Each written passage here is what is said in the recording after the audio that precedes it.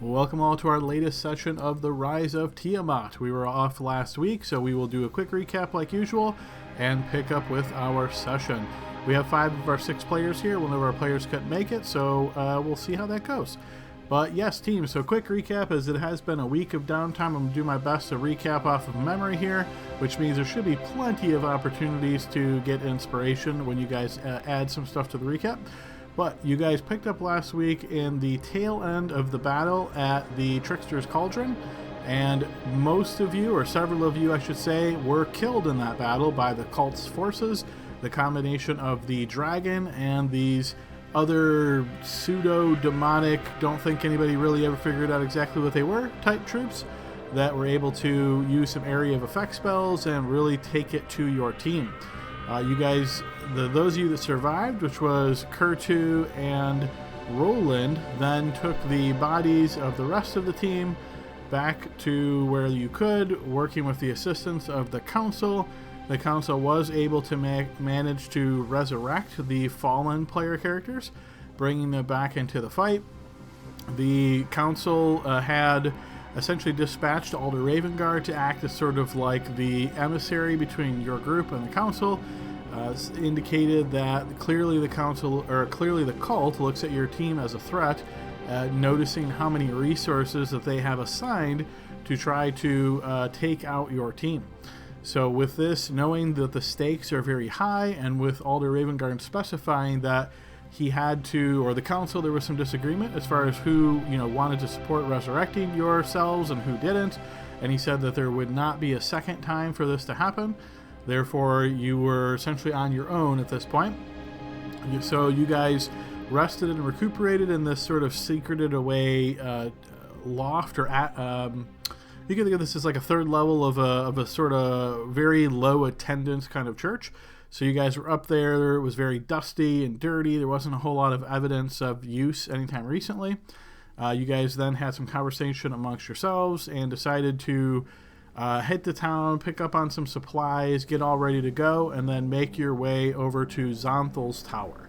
You had managed to get some information together, and after you hit some shops, did some additional shopping, looking for some specific items or just what was on offer, you also asked for information and were able to learn from a couple of the different shopkeepers. One had some basic details and then pointed you to another one who had more details, a little bit more about Xonthal and Xonthal's tower in general. So you guys know that you're headed to this place that essentially is a hedge maze surrounding a tower, that it is very much magically fortified. The trying to get around the hedge maze would not be possible.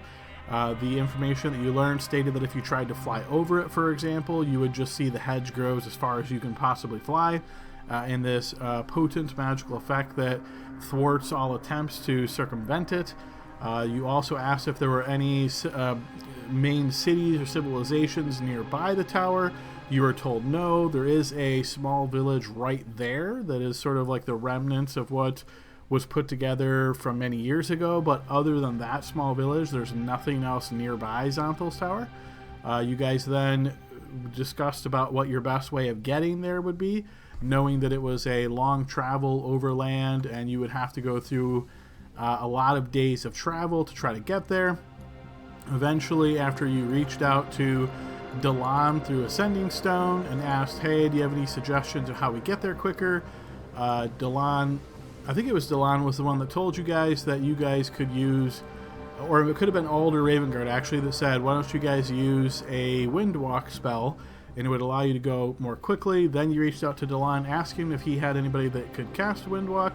I think some of you were under the impression that Delan may have been a druid. Eventually, Delan explained after you met up with him that no, he's not a druid, he's a ranger, but that he had a contact or resource that was a druid who could aid you in casting the spell and getting you over there fairly quickly. And this introduced the very charming Brennica, who you guys met at the docks. She seemed to be an Eladrin of sorts, perhaps, at least somewhat similar in appearance to Gale. She was maybe just a bit different than Gale, but very similar, obviously. She did not seem to speak the language that Gale spoke, which I believe was Elvish. However, she did speak another language that I don't think anybody in the team spoke, but clearly she, after conversing with Gale, she too was from the Feywild. and she explained that she really enjoyed it there, and mentioned some of the specific things that she enjoyed, and it seemed as though her and Gail hit it off pretty well. Gail wanted to perhaps spend some more time talking and getting to know her, but the rest of the team was like, hey, let's go, we got a mission to do. So eventually she brought you guys into the water right near the shore, cast the spell, making some of this wind merge up into your bodies, turning you onto these little bits of cloud where you can move at a very rapid pace over land.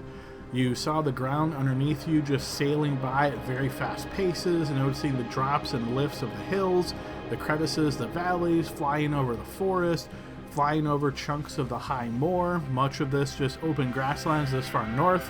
You guys know, because you've been there before, that much more to the south of the high moor is more wet and swampy like, but you guys passed over, even passing over a small lake, and you got to the very end of this bit of magic, and as it began to fade, your cloud form started slowly descending, and you found yourself standing on this high moor with Brennica.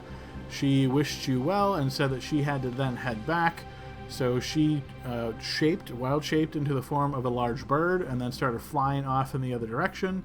You guys did notice that you were a distance from Mount Hilm, which you had gathered information to know this is where Zonthal's tower is at the foot of Mount Hilm. You realize that you've got probably a day and a half, 2 days, somewhere like that, travel left before you get there. But yeah, that's what's out ahead of you. So quick recap for what we did 2 weeks ago, guys. Anybody have anything they'd like to add? Yeah, I think so. So we had a shopping thing. So a little bit of admin things. Let's see. Roland made me a Helm of Awareness, and it fits perfectly on my head. We bought a clockwork amulet as well that I'm wearing, and we bought did we get the divination proof against detection and all that? I think we got that right. Yeah, and I think I'm wearing that. Right, and then also you did mention that Brennica did not like didn't really understand me with Elvish, and also Kurtu did an insight check, and it kind of made him feel suspicious of her a little bit. So I'll just throw that into the recap. Yes, good additions there, Gail. Go ahead and take inspiration. While we're talking about Brennica, she was speaking Sylvan. She was indeed. Yes, I couldn't remember if you guys discovered that or not, but right, Harmony has the speech of beast and leaf, whatever it's called. So yeah, she was able to recognize that. Take inspiration for yourself as well, Harmony. Anybody else have anything they would like to add? Okay. It's not really maybe inspiration worth, but Hugo copied his scroll of teleportation circle into his book, so now he can teleport us to, I think it was Neverwinter and Waterdeep. Good enough for me. Yeah, go ahead and take inspiration, Hugo. All right, with that recap out of the way, let's go ahead and get everybody back over onto the map as you guys are looking at a short journey before you get to the foot of the mountain.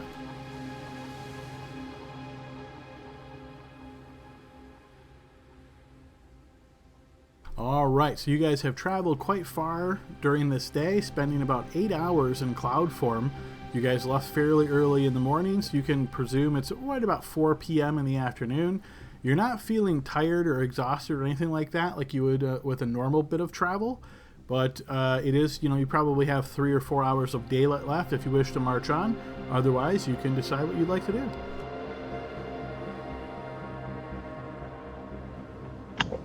I say we keep heading on. What does the mountain look like? Is it distinct? Are we able to kind of picture where we're going? You can see it from this distance. It is the highest mountain, the furthest south of what you're looking at. So even though you're a distance away because of how tall it is, you can actually see it that far away. You can notice other hills and sort of half mountains or maybe just smaller mountains that are somewhat close by it, but you were told that Mount Hilm is the largest there at the southern end of that mountain chain. So yes, you can clearly pick it out. Look, I don't mind. We want to keep walking. It's a beautiful day. Of course, as long as I can eat snacks on the way, I'm good. Let's go. All right, so the group decides to continue moving on. As a quick reminder for everybody, rather than doing full-fledged random encounters as frequently as we were doing them before, we're doing sort of mini things to represent your travel. So with that in mind, let's go ahead and just start with Spectre. Spectre D100, please.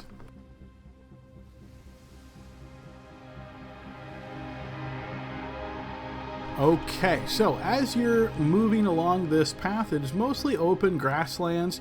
You notice that there's area here that gets a little bit higher and a little bit more elevation. Doing the best you can, you guys kind of try to move around this elevation and kind of walk down this path. Eventually, as you're doing so, it narrows and it gets into these more thick-like brambles.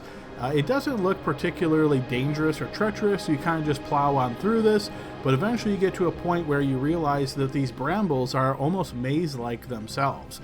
You find yourself having to sort of retrace your steps to try to avoid going through them. All in all, you realize that this is going to either cost you a ton of time in your travels, or you're going to have to push through and potentially take some damage. What would you guys like to do? We keep walking backwards and forwards, and then left and right. I'm upset at this path that you chose.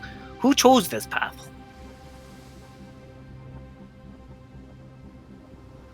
Not me. Maybe Armony was distracted when she was trying to navigate.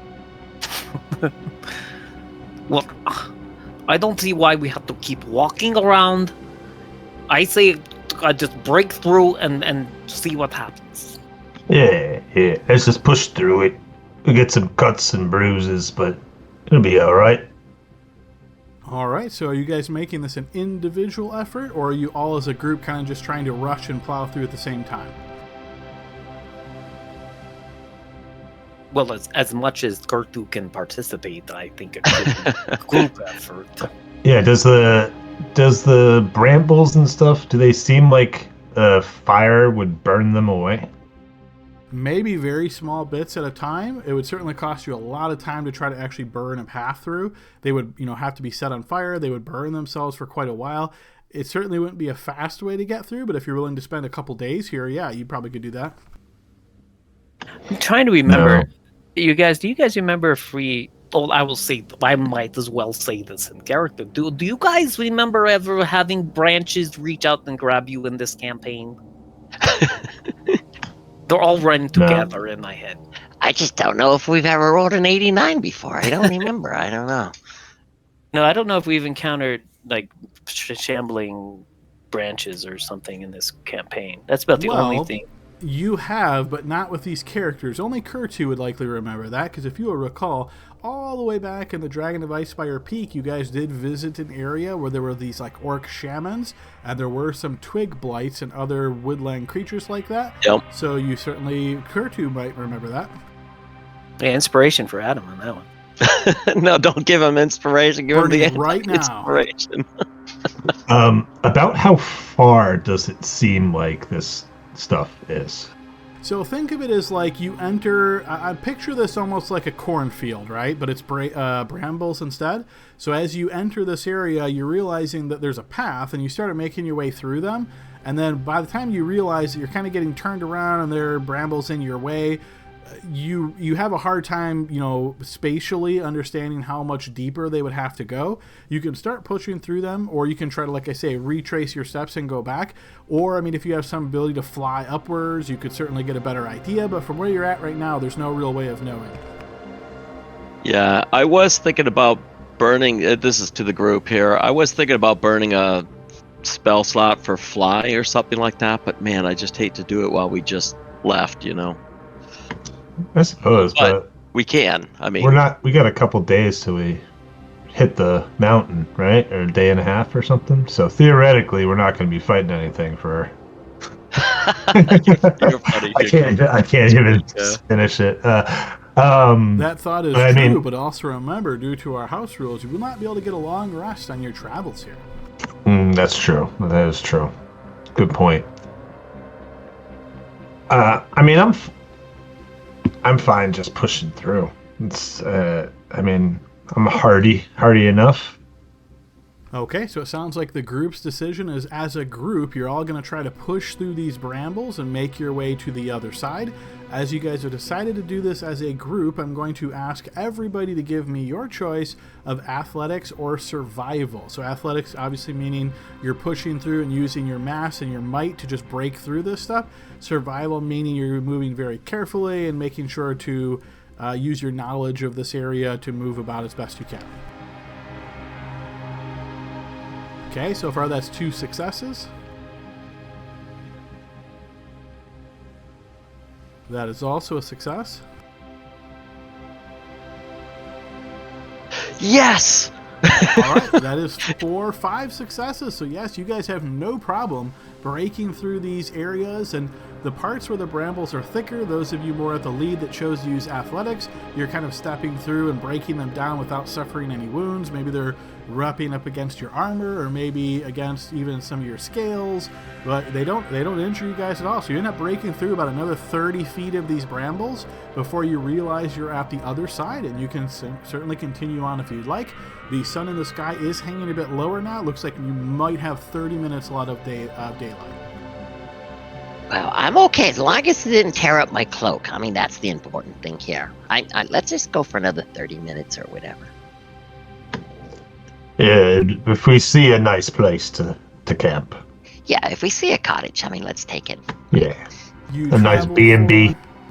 You travel for another 30 minutes or so, not spotting any particular cottages or camps that look to be of particular comfort, but you do know that your companion Harmony might be able to find a suitable location to rest and relax in the wild here. And she does. Oh, so this says while in a forest, so you're not really in a forest right now, but let's make this your choice of survival or nature check here, Harmony, and you can make this as a blind check, please. Okay. Let me check.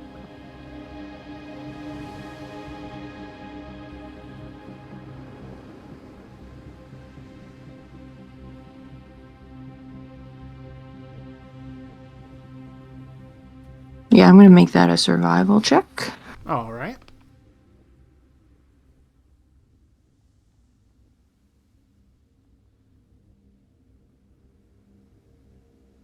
And your tokens are in the top. Yep, there you go. Yeah, there's really not much here, Harmony, that you're spotting that looks to be of particular comfort. It's very much open steppes and hills, so there's not much of shelter or cover that you can find here, and the sun is certainly almost completely down at this point.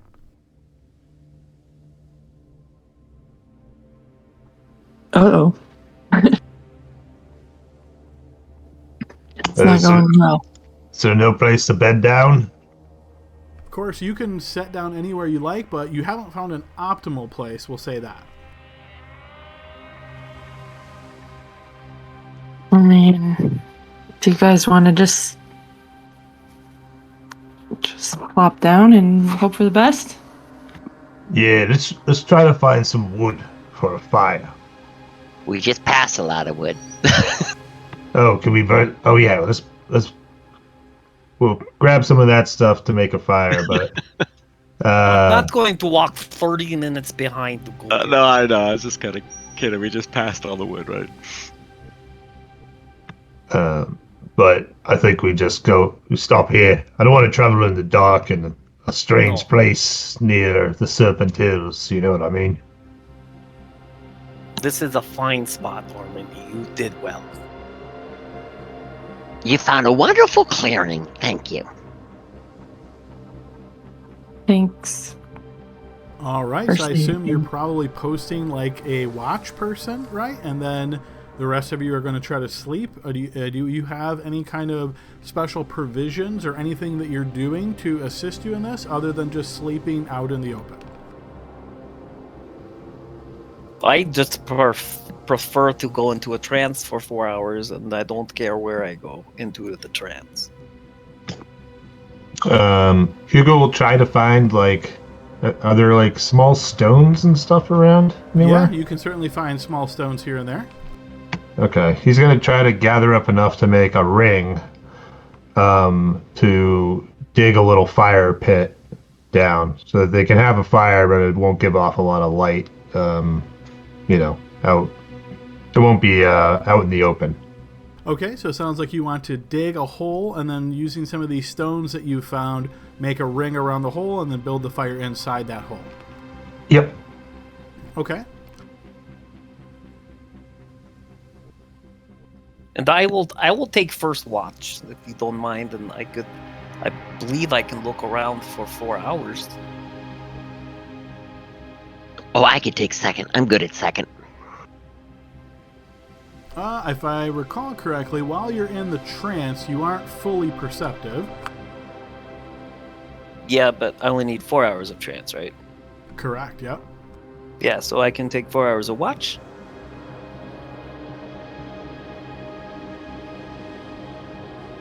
Of the 6, so yeah.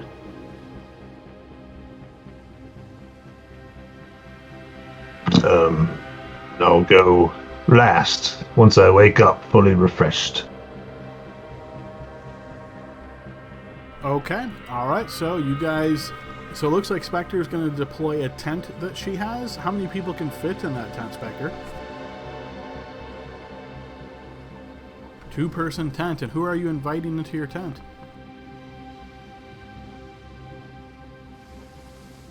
Okay, so Spectre sets up a tent that looks a reasonably good size and then heads inside of it without inviting anybody inside. And Gale is taking first watch. The rest, sounds like you guys are kind of just sleeping out in the open. Oh, He said none of the idiots, so I can go in. That's what he meant. Kurt, yes. would you like to pop into the tent? Oh no. I don't trust Spectre. Okay, fair enough then. So as you guys sort of get ready to rest and relax here overnight, trying to get some relaxation before you I can't talk today. Before you continue, let's use that word. Before you continue your travels to Zonthal's Tower, so you guys sort of bed down here as best you can. As you're up, Gale, you're doing your trance. Again, you're trancing, so you're not fully perceptive here, but even at the edge of your consciousness as you're trancing, you can feel this cold seemingly come out of almost nowhere, as it seems as though the temperature has dropped here at night quite significantly. Do I feel that it is supernaturally intended to drop? Give me a blind check.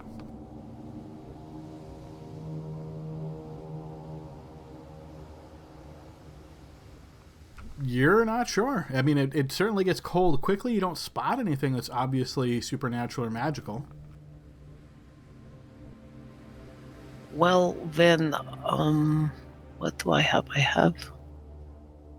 I have survival. So, can I look at the sky and see if something has changed, that the weather would change so much? You cannot see the sky as it's more than 60 feet away from your dark vision.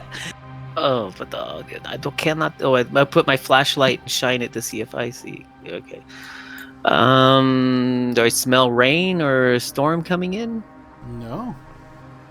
Well, then I will take note of it as just a little curious of the drastic temperatures. Maybe it's just this area. Ah, good addition quickly, Hugo, because now I'm going to ask for a Constitution saving throw from everybody. I will say that Hugo and Spectre both have some cover here from the tent and then the cloak, so you can make this check at advantage. You can roll those publicly. Sorry, what? Oh, Constitution? Yes.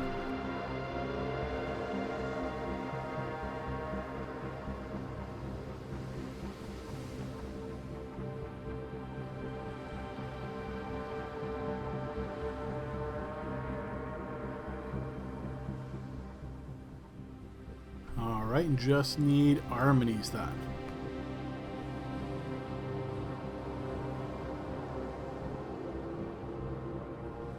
Sorry, my computer's been slow.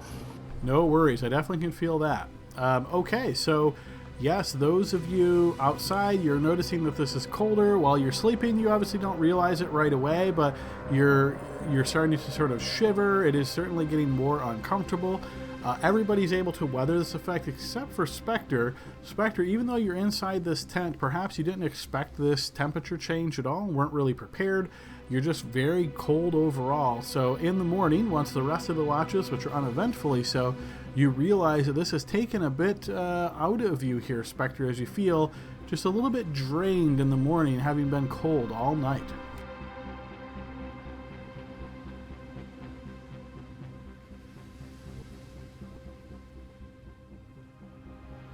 All right, so you guys have woken up in the morning. The sun is up. You can see the mountain even closer than it was before. Hey, look, the mountain hasn't moved. We're just go straight there. Finally, a night without weird stuff happening.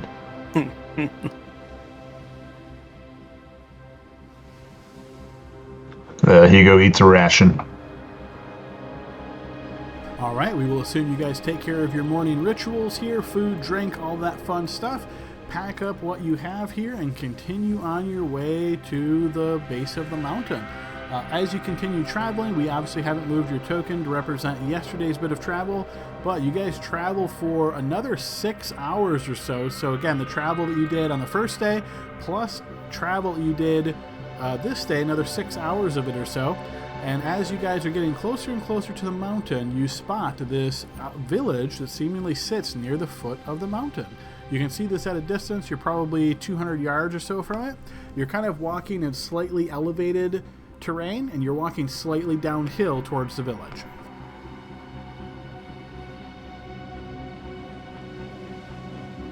And Brionica left, right? Brenica did, yes. She just dropped us off? Okay. She dropped you off, said her farewells, and agreed to speak with Gale once again once you guys had more free time, and then she turned into a bird and flew away. Okay. Does anyone remember the name of this village?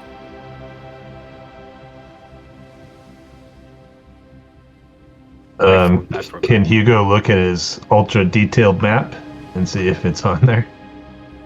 You will see that there is a mark that says Zonthal's Tower, and there's these two very fine blips there, almost as though this name applies to both locations. It's one of those double name jobs, Gale. A double name job. I don't. The tower is named Zonthal's Tower, but the village here is also named Zonthal's Tower. Because they want to, drum up business when people come in for the tower. Oh, that way you don't forget the name of the village, too. Yeah. But be careful, they might be in cahoots with the tower itself. So, just keep that in mind. Don't kill anyone right off the bat, though. Okay.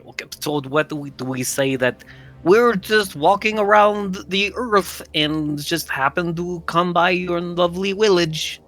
Is there a festival or some strange food that you are known for? Should we be mountaineers?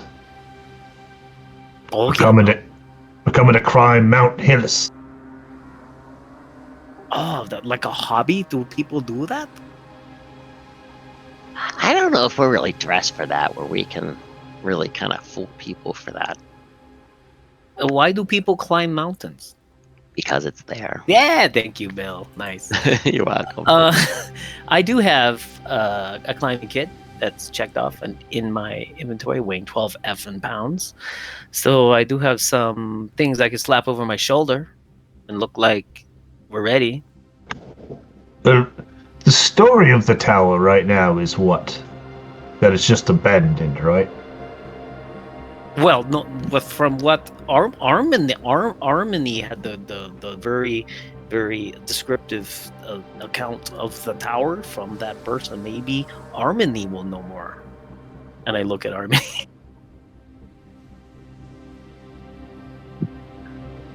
Wasn't it that, I mean, it's definitely still protected by Zonthal's various, booby traps, but there was debate about whether he has continued to survive all of these hundreds of years or not. But also, I also remember, and thank you, Armin. You jarred my memory, as Leroy would say. They said that a lot of people have been asking about it lately. Isn't that true, or something? Or a few people have? Yeah. Ooh, did he say that? I thought he said something like other people have been asking about this. Yeah, definitely. Yeah. So Yikes. so do maybe it is like a curiosity thing in the world. It's true. But here's the other thing, though. Like, we're coming for a defective from the cult, right? That's where they're supposed to be here. Yes, that's as far as I know from what I remember. Now, we went under the assumption that they were in Xanthal's tower. The tower. Yes, the tower, not the town. Oh, But what if they're in the town? oh my goodness! You opened my eyes, Hugo. You are so smart. I thought Leroy was smart, but my goodness. Anyway, it's just something to think about. I don't remember that person's name either, by the way, so... the defector.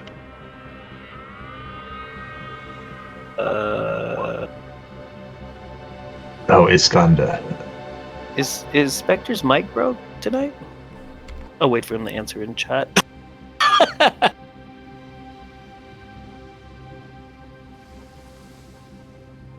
Oh, okay. Well, thanks for joining us, but so that's a good point. He could be just in the village. Yeah, and that means there's like a lot of these cultists here. So, it might be dangerous. I think we just have to be ready for it. Well, do you think that they recognize us? I mean, there's like a all points bulletin out for our faces? We're supposed to be dead. But that happened really recently. So, does anyone have a way to disguise us? Yeah, I think if you put enough lipstick and makeup on me, I'd probably look like a human. But, I'm thinking that what we could do is maybe just send Spectre or somebody down there to go scout out the village first. Maybe find out how many people might be there. I mean, is it a small village or a big? I don't know. What about going into a little flying bird and looking around? You can still do that, right, Armini, or is that no longer something you can do? Well, yeah, I could do that. Actually, but are we scared of a village? Well, I like. We just don't know. Yeah, we just don't know. But the person we're looking for is said to be in the tower. But now we see two blips here. Look at Hugo's map. There are two blips, and they both say tower. So maybe he's not in the tower. He's in the village.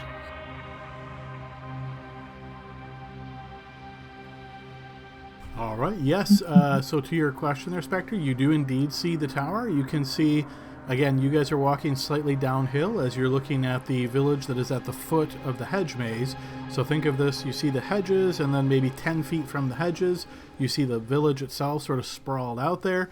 Past through the hedges, what appears to be about 100 feet or so past the first hedge is where you see the tower bursting forth from the ground and reach into very high heights. Adam, how big does the village look if we were to make a guess? As far as like population is concerned? Yeah, give or take, yeah. Give me a blind check to see how good you are at estimating human populations.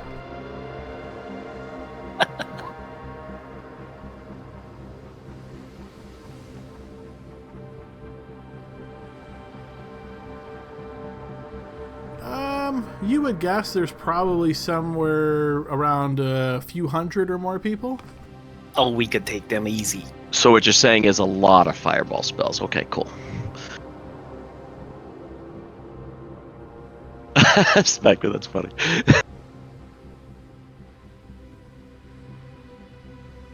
Okay, so we send out the scout team.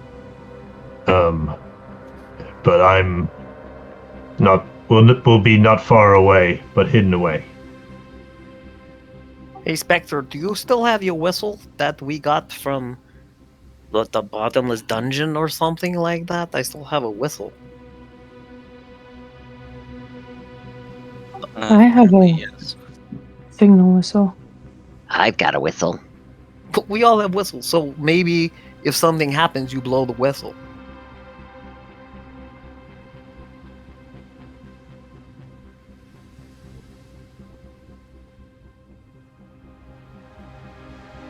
Well, am I allowed to wild shape into something that can fly? Once you are level 8 as a druid, yes. So Woot no. woot! I Just am don't do not- any. Just don't do anything that they would hunt you for, like a turkey or a pheasant, but like an ugly pigeon. That might be the best choice. Yeah, or I maybe can't fly. not. s- I'm a level 3 druid. Oh, never mind. I can't fly. But I can- you could turn into something that I don't know. I could be a pony or a cat or something. You could also use your thing to cast Find Familiar. Yeah, that might be better. If we want, like... That has a range too, though. But it's like a mile or something. Oh, It's okay. 100 feet, I think. Uh, Communicate, at least. Right. So Yeah. you lose communication. I mean, a But- cat's cool. you can tell it to do like simple things at least. But yeah, it's not quite the same as like being there yourself.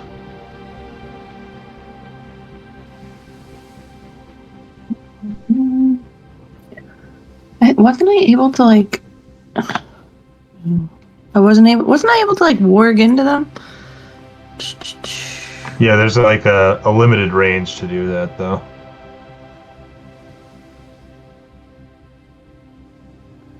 Can you wild companion and then wild shape?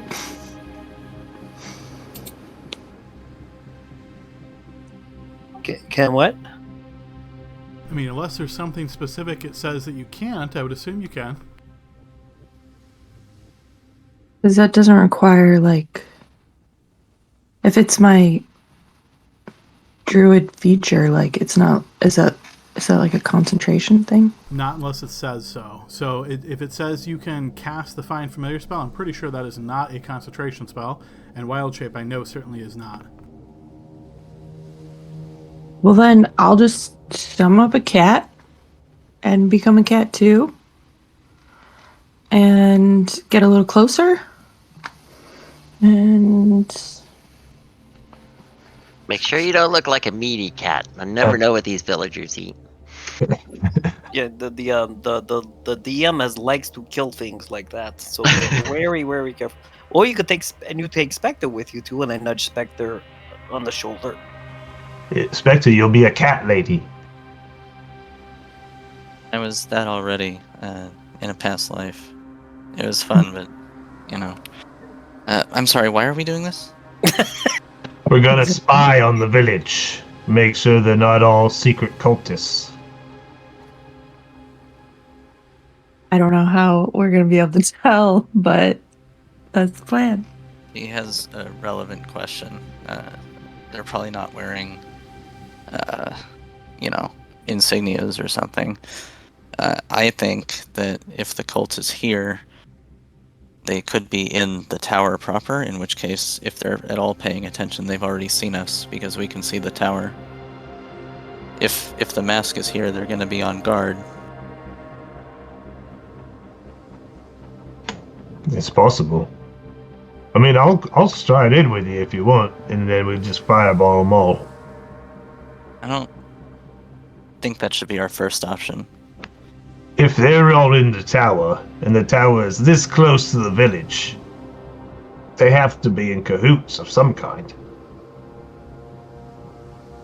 Not necessarily. If the tower is protected by this magic hedge maze that we were told about, it's possible that the village just kind of exists.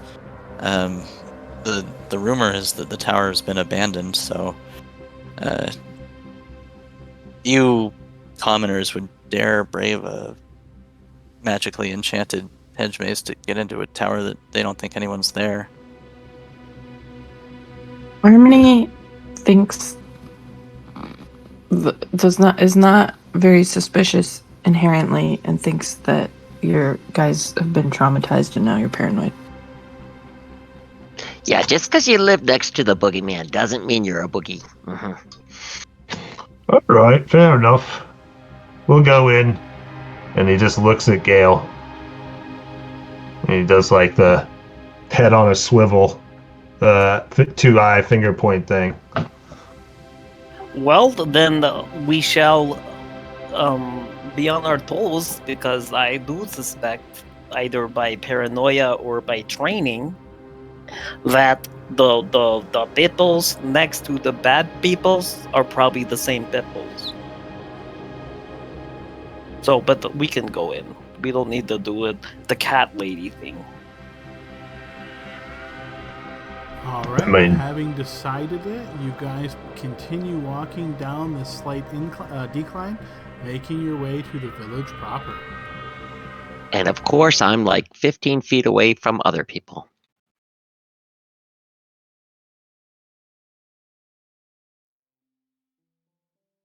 All right. As you make your way to the village here, you can see that it is a fairly simple country-style village here. And you notice that there is a bit of a perhaps peaceful or just very simple kind of vibe in the air. There's not some kind of massive wall or fortification, nothing like that. So this looks much like what you would expect if you were just going to stumble on a village elsewhere in the Sword Coast. You definitely notice people kind of moving about to their daily tasks. Most of them seem to be laborers of some fashion or another. You can see some kids walking down paths. A couple of them look like they're kicking this leather ball back and forth in a primitive form of like a game of soccer. You notice altogether it seems to be a very peaceful kind of place. The first kind of people that spot you as you spot them, they kind of give you curious glances perhaps, and eventually you notice some of the kids kind of look at you and then they begin whispering to one another and laughing. See? Good thing we listened to our leader. Well, or are they laughing at my hat, Harmony? Is it too tight? It might be your dragonness. Adam, what kind of clothes are they wearing? And what I mean by that is is it worn out? Does it seem like an average type village, or is it a poor community, or any insight on that? Sure, another blind check. And you'll have to drag your token and just drop it anywhere on the screen here for that.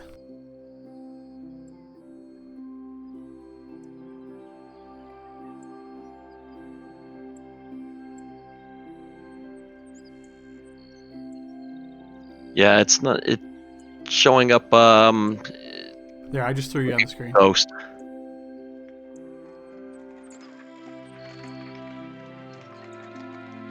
Yeah, you kind of cut out there, Bill, but I threw you on the screen, your token, so if you just click there and then Yeah, click, yeah. I moved it on the other side and it looked like a ghost. So thanks. I mean, the best you can discern is commoner clothes. You don't see anything that sticks out to you that implies great wealth or great poverty one way or the other. It looks just like average clothing. Thanks.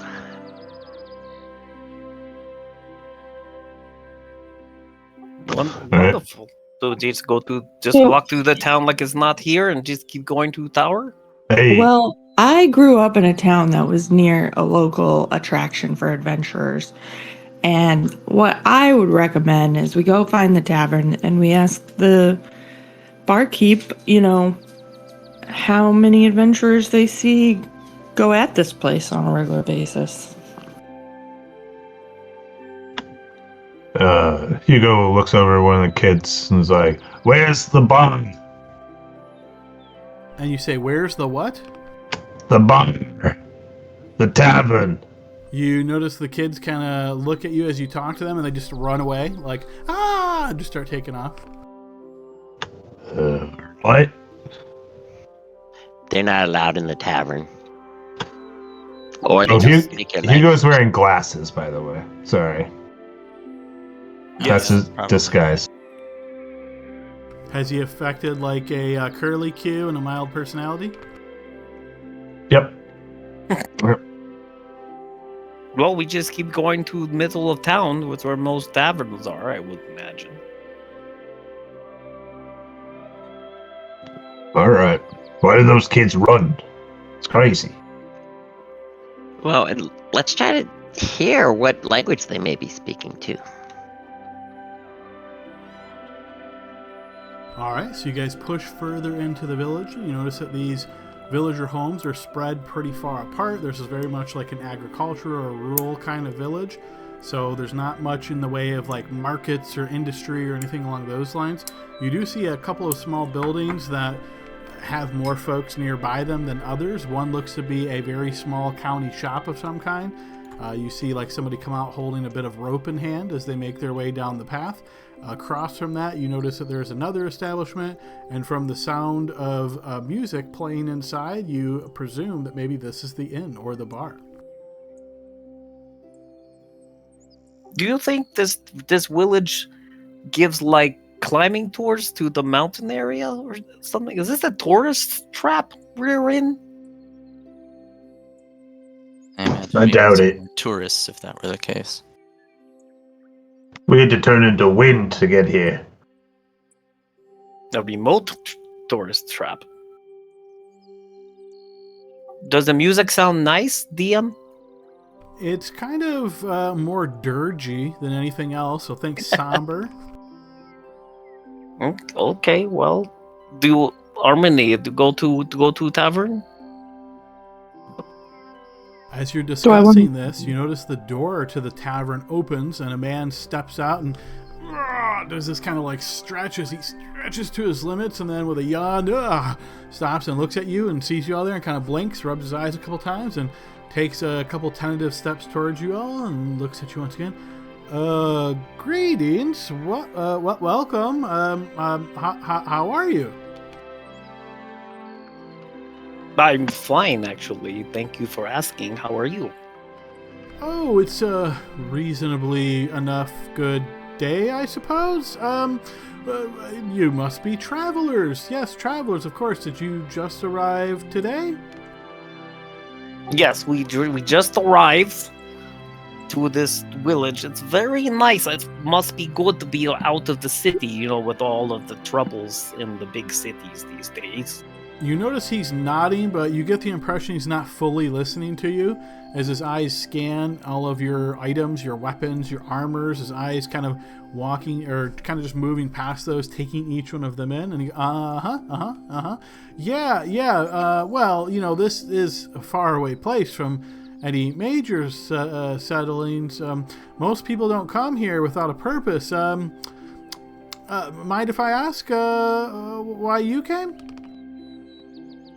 We are curious at the mountain range to your east. It's a very, very distinctive position on the map, and we're curious on its in its environments. We like to climb mountains and stuff and be adventurers. You nailed us on the head. Oh, you don't say. Mountain climbers you are. The mountain range is to the northeast, of course. If you're here to climb Mount Hilm, I suggest you approach it from a different angle because, the hedge maze there, you won't want to go that way. So just, go around. And you see he starts pointing off to the east. If you travel that way a mile or so, then travel back north, you can start to make your ascent. Careful, because obviously it's a very tall mountain. Well, yeah, that's true. Well, you mentioned the head mage. Is that what that tower is? That giant phallic-looking tower that points to this. You see it? Common is second language. He knows phallic. This guy seems very impressed. So you notice he looks at you and raises an eyebrow, almost like bored, as though he now knows your true purpose for coming here, as you mentioned. Come on, give him an insight check. he's pretty sure why you're here because nobody comes here for Why anything else would other we than be? this. So yeah, you see, he kind of raises an eyebrow. Shithole Yes, town. of course. I wouldn't go in there. It's quite dangerous. Just avoid it. And yeah, like I said, head out east and then go north, and you'll be fine. What's so dangerous about the tower? Oh, well, it's Ancient Wizard's Tower, so I definitely wouldn't go there if you're interested in mountain climbing. No mountains in the tower, of course, so yeah, just go around. All right. Well, we've been traveling for a while now, so at the very least, I'm gonna get myself an ale. I'm gonna sit down and relax for a little bit. Is that allowed? Well, I mean, you can ask, but, well, we don't get many travelers here, and, well, you know, sometimes ale goes to people's heads, and, well, we don't want any trouble, you understand? I'd be happy to put together some, going-away supplies for you, if you like. Oh, wait. Do you own this tavern? No, I'm friends with the owner, though. And Hugo starts pushing past him. You notice he does get out of your way very quickly as you step past him. Which is why he doesn't want people to drink. Well, I guess we're going in. Thank you for your advice. Excuse me, sir. Thank you very much for your hospitality for you and your lovely village. And are there eggs and fish or anything like that? Well, they have eggs, yes. Fish, I don't think there's much here of that. Okay, well, thank you. You're so kind. So I'm gonna sidebar Spectre. So we're distracted. I don't know if Spectre's walking in, but I'm gonna ask her, like, should we keep an eye on that guy at least to see if he's acting suspicious or he's gonna go tell on us?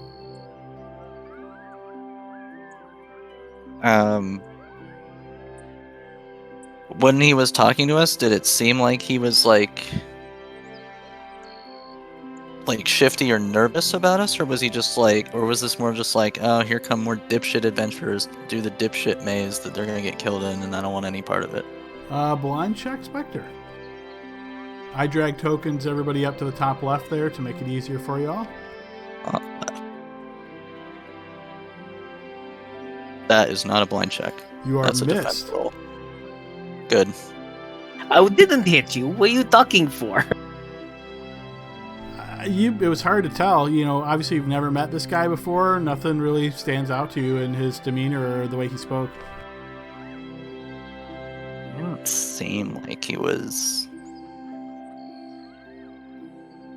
holding information, but it's a thought. I think they just don't like travelers.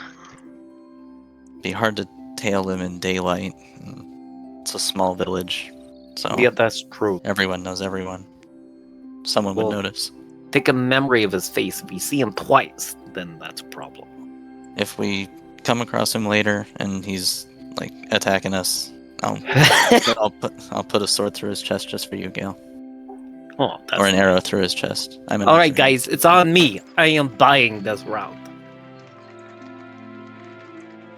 All right, so as your group steps on into the tavern, Roland mentions that he's going to just kind of scan around the village and he'll regroup up with you later, but if he doesn't, you shouldn't wait for him because he might be a little while.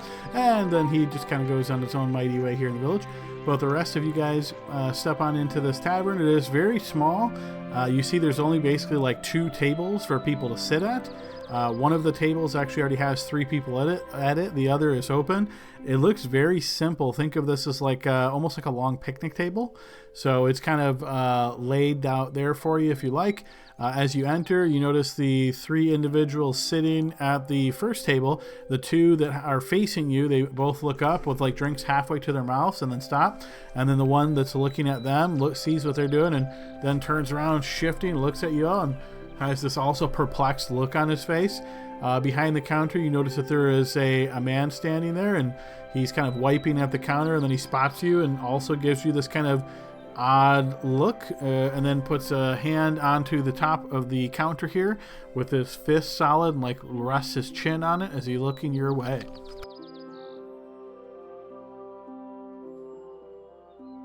Hello. Can we get some ales?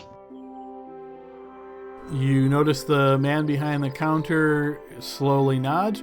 How many would you be wanting? I think a good 6. 6 ales? For 5. you? Unless you want 2. There's only 5 here. Roland's decided to go scout out. But we got all the boys out back, you know what I mean? Oh, yeah. I forgot about them. Mm-hmm. And So- I suppose you have going to pay for this? Oh yes, of course. How much is an ale? Three coppers per ale? 3 coppers. What kind of Compared to ale is most this? places, this seems kind of expensive. Usually an ale would be like a copper per drink. You notice he sees you ask that and kind of like stands up a little bit straighter. We make it ourselves here. It's 3 coppers.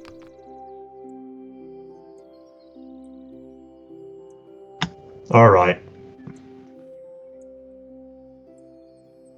So that'll be 3, 6, 9, more 18. You know what? Here's 2 silver pieces. You hand him the 2 silver, and you see he looks at them in his hand and kind of rolls them over. And absent-mindedly, you can see him trying to bend them as though he's trying to determine if they're real silver or not. And then he slowly nods. Okay. 6 ales. Let me get those. You can sit up. Hang on. You see he takes this rag and wipes off the seat, like where you guys would only be able to sit there, and then kind of looks at it again and just brushes it off with an elbow. Sit right there. I'm gonna go get your ales. And a round of ales with that table over there as well. And he hands him another silver piece. And you see he looks at it again, looks over, and the other guys raise their mugs to you with a smile and nod and oh, great job. And you notice he nods once again and takes your coin and starts heading back to get all of these ales. Safe to assume you guys all sit down at this table?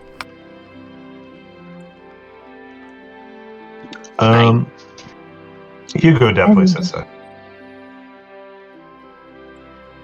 All right, I will assume everybody is sitting. If you're not, just go ahead and type something in. But yeah, you guys all sit down at this table, trying to get yourself as comfortable as you can. It's a wooden bench, really, so it's really not very comfortable, but it's what is available. You notice the bartender comes back maybe 5 minutes later with this wooden platter that you can see is clearly uneven, but he's balancing these total of 9 ales on them now. He takes them and kind of sets your 6 down in front of you first, then takes the 3 over and sets them there. And once again, the gentleman at the other table raises it to you and says, "Thanks again, friend," and starts drinking at it as the other 2 kind of laugh and begin to drink theirs as well. The bartender, after he sets all of these ales down, looks back at you all and says, "And did you want any food?"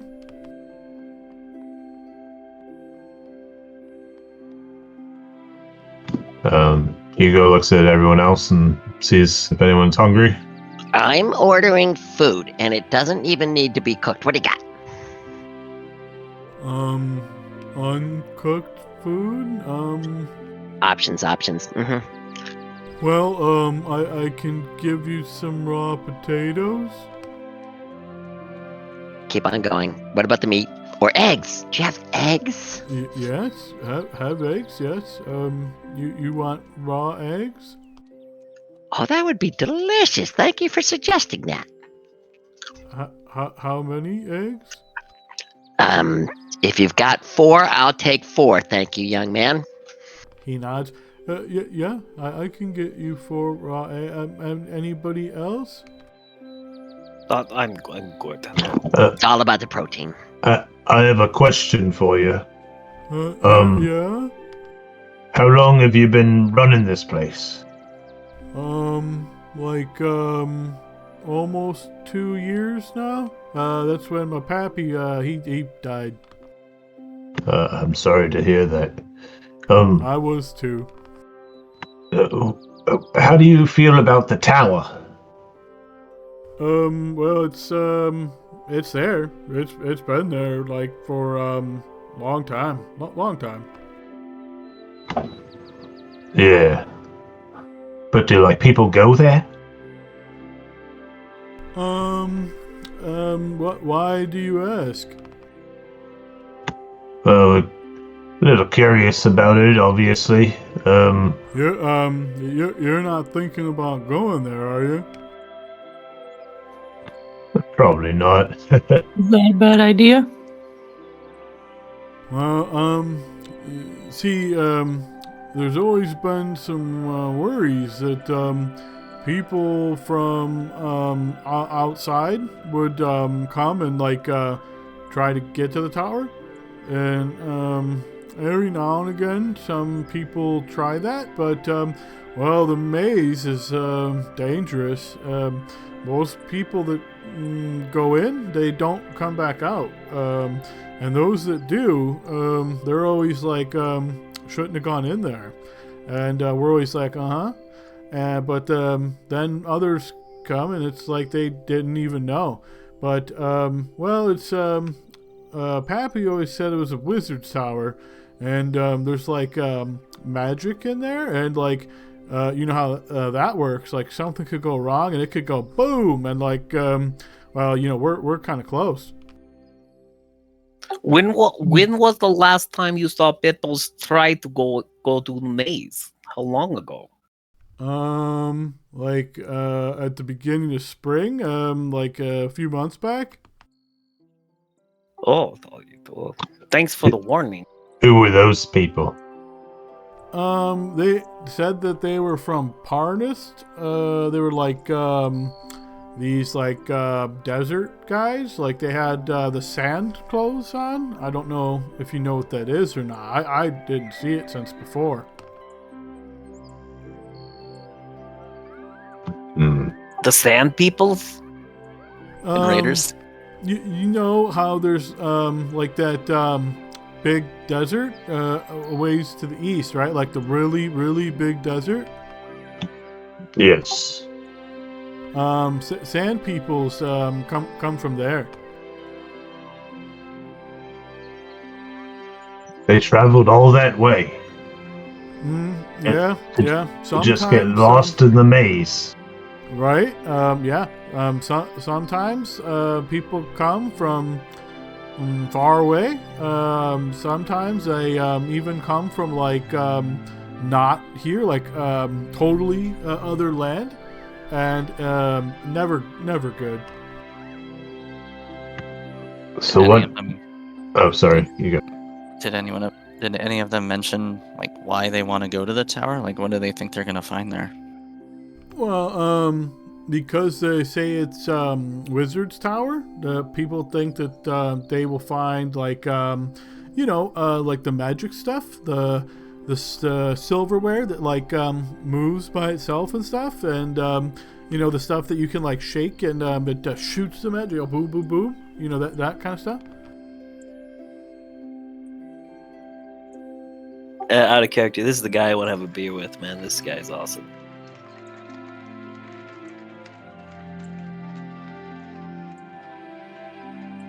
You were saying something, Hugo? I was just going to ask them what happens to you in the maze. What happens to the people? How do they die? Well, I've never gone in. Pappy always said we don't go in, so I never gone in. But when people come out and then they say, "Oh, shouldn't have done that," they always say that it's hard to like find your way around. Like it's not clear where to go. No shit, as mazes are wont to do. Right, yeah. And like they go this way, but they think they're going that way, and then they're really going this way, and he's moving his hand as he's saying this. And then they end up somewhere they didn't like want to be.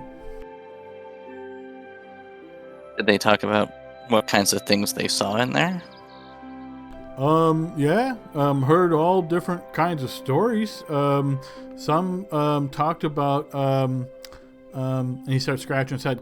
Killer plants. I remember that one. That was like a few years ago. Let's see, what was the other one? Something about really, really big people, like really big people. The way they described it.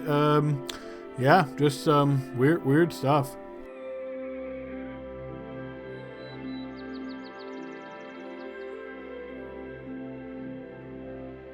They primarily seem really happy with their new ales, and they're just drinking them. And you notice the one guy kind of finishes his and taps on the table a bit and kind of like keeps looking over in your direction. Okay. Well, thank you so much. I think another round of ales is in order. And Hugo gives him like 4 silver. And are you, when you say this, are you like motioning to include the other table with these 4 silvers? Sure. Okay, yeah, you notice they are really happy once again, and you know they loudly say, "Oh, thank you so much. What generous people!"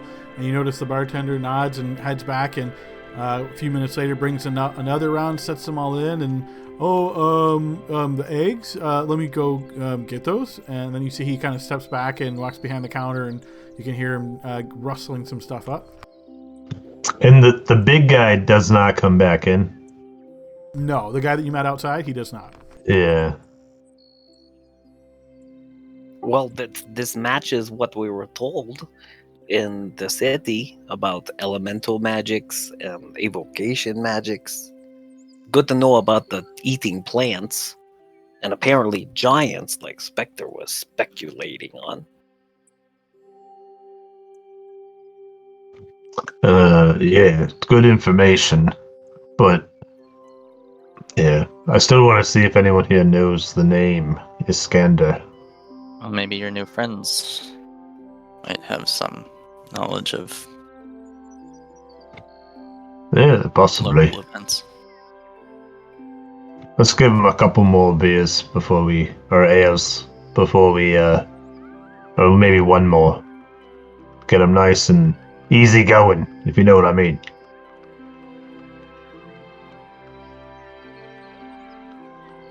All right, it's not much longer before the bartender comes back with this small circular bowl, and he's got 4 shelled eggs inside of it, and he places that in front of you, Kurtu, and there's eggs, and if you guys need anything else, let me know. I'll just be right back there. Sorry, what was your name? Brace? Nice to meet you, Brace. Is the ale any good? It's pretty basic. It tastes fine. Nothing special about it, though. Your ale is very good. Thank you for letting us buy it. You see he gives a little bit of smile and a nod.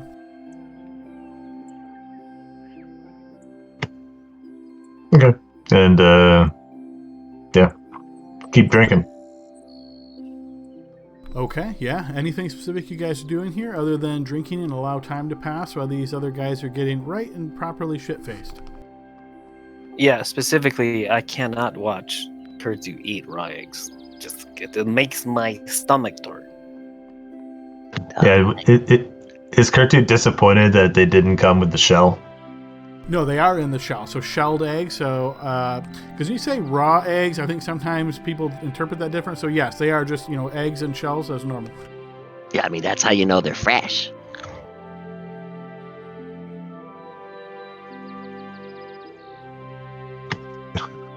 Yeah, Hugo also turns away. So, Kurtu, is it like a slurp, like you just gulp them down, or is it like a crunch and yolks all over your face kind of thing? Oh, Don't encourage. That would be wasting good eggs if it was all over my face. I'm just plopping with or without shit. Doesn't matter. It's all good. But I'm not dripping it all over my face. That's nasty. So it sounds pretty inconspicuous. It's like just a gulp, gulp, gulp. Yeah, well, there's crunching, but yeah. All right, fair enough. He's a raw egg connoisseur. He's got it down to a science. Sometimes with Tabasco sauce, sometimes without. I don't know. All right, and you notice now as you guys are on your second round, one of the guys at the other table gets up a little shakily, and he comes over and he puts a meaty hand on the table and he says, Thank you so much. That was very nice of you to buy us some ales. Oh, this has been a great day. It just got better since you guys came in. Thanks again. I got to get back, but I just wanted to step by and say thank you for your patronage. What else good happened today? Oh, well, the cow, she wasn't doing so well. She was pregnant, and I was waiting for her to drop the calf, but, it finally happened today, and that's always a little risky, you know. You never know if they're going to come out healthy or not, but, well, that thing was right and ready to go. It was, like, easy. It just kind of dropped and got up and just started moving on those shaky legs. Good on you. You're like a cow dad now. Congratulations. You notice he kind of pauses for a moment and then, yeah, I guess so. Well, thanks again, friends. I better get going. Can I ask you something? We were trying to look for my cousin. Oh, sure. From around here, we don't get many travelers. We're not 100% sure. Their name is Iskander. Iskander? That doesn't even... No, that doesn't even sound like a name I've ever heard of before. Okay. Can I insight check to make sure that's not a lie? Sure, yeah. Give me a blind check. Yeah, you're quite confident he has no idea what you're talking about. Perhaps they talked about going to the tower, so I may have to follow them there. You see he shakes his head. I wouldn't do that, friend. Trust me, if anybody's gone to the maze, we kind of all know about it because, nobody's tries to sneak in there. You know, they kind of all stop by here and then they like ask around and ask questions and stuff, and then they go in. So if someone arrived, we would know about it. You see he starts scratching the back of his neck. No one's come through here recently?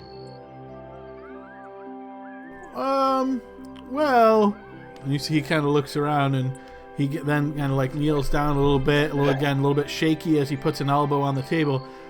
Well, truth be told, we've all kind of heard some like sounds and we've seen some stuff, like lights, little candle lights and stuff coming out of the tower. Like, seems like somebody is there now, but nobody came through here. I wonder how they got there. You know what I think it is? I think that old wizard's out, though. I think he's back.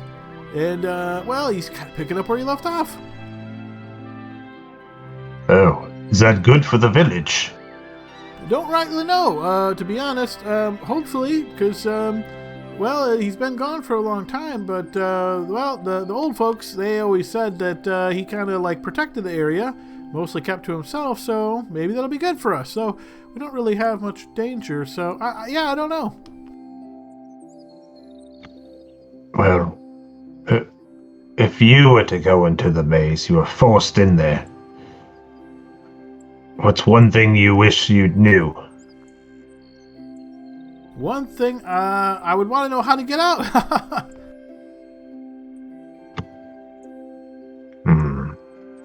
I mean, we've talked about people going in, but how many people come out? That's a good question. Sometimes, from time to time, people will arrive and they'll go in, but most of them don't come out. A lot of times it's none of them. But occasionally, one or two will make it out, and like 3 or 4 won't, So it's scary times. I wouldn't go in there for anything. I'm telling you, like, even the animals and the birds, they like fly around that place. Like, if you ever seen a bird flying, you know how they don't like just move in weird directions. When the birds fly close to that, they like literally change directions and go the other way.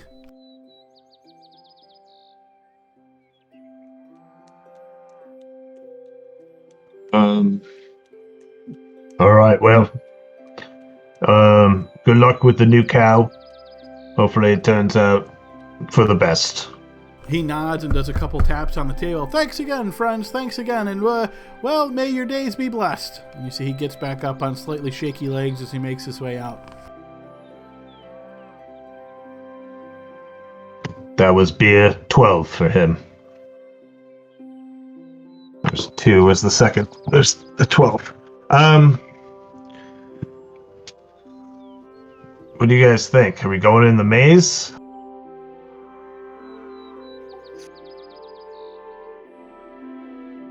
Well, if we think that the wizard's not there and that it's this person we're looking for, I don't. Is he powerful enough just to go through all those magics and just light the candle in the window?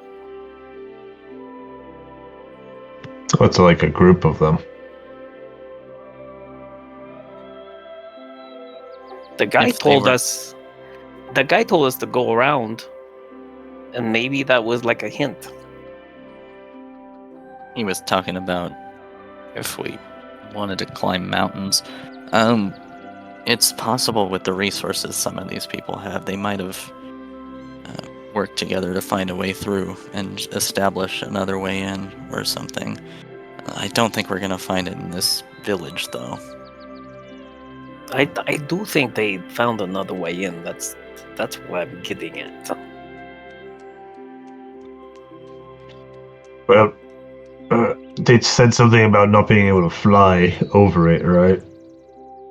Yeah, I can't fly because the hedges go as far as as high as you could fly, or something like that.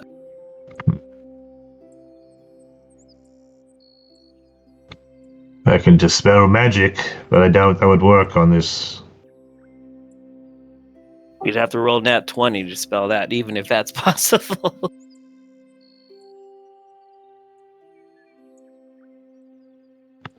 Does anyone have any way to, like, find the right path? Or, you know, any, like, guidance or anything like that? Oh, I don't have anything to. Except I guess a cartography skill. Like, I don't even know if that matters, but apparently what it is, you think you make a left, and it's kind of like the Misty Woods or something like that, where you think you're going one way, but you're not, and that's how you get lost, like an illusion or something. Harmony casts guidance. I watch Harmony do all the motions. Okay, what are we guiding? Oh, Hugo said he needed guidance. Oh, You're guided. thank you very much. For 1 minute. Alright, Hugo tries to do like one of those running flips off a beam. From inside the tavern? Yeah. He has only had 2 ales, and this is how this is why they didn't want you to go in. All right, yeah, sure. Give me a acrobatics or athletics check. I'll say your choice here. And you can add a d4. Okay. Public? Yeah, you can do it publicly.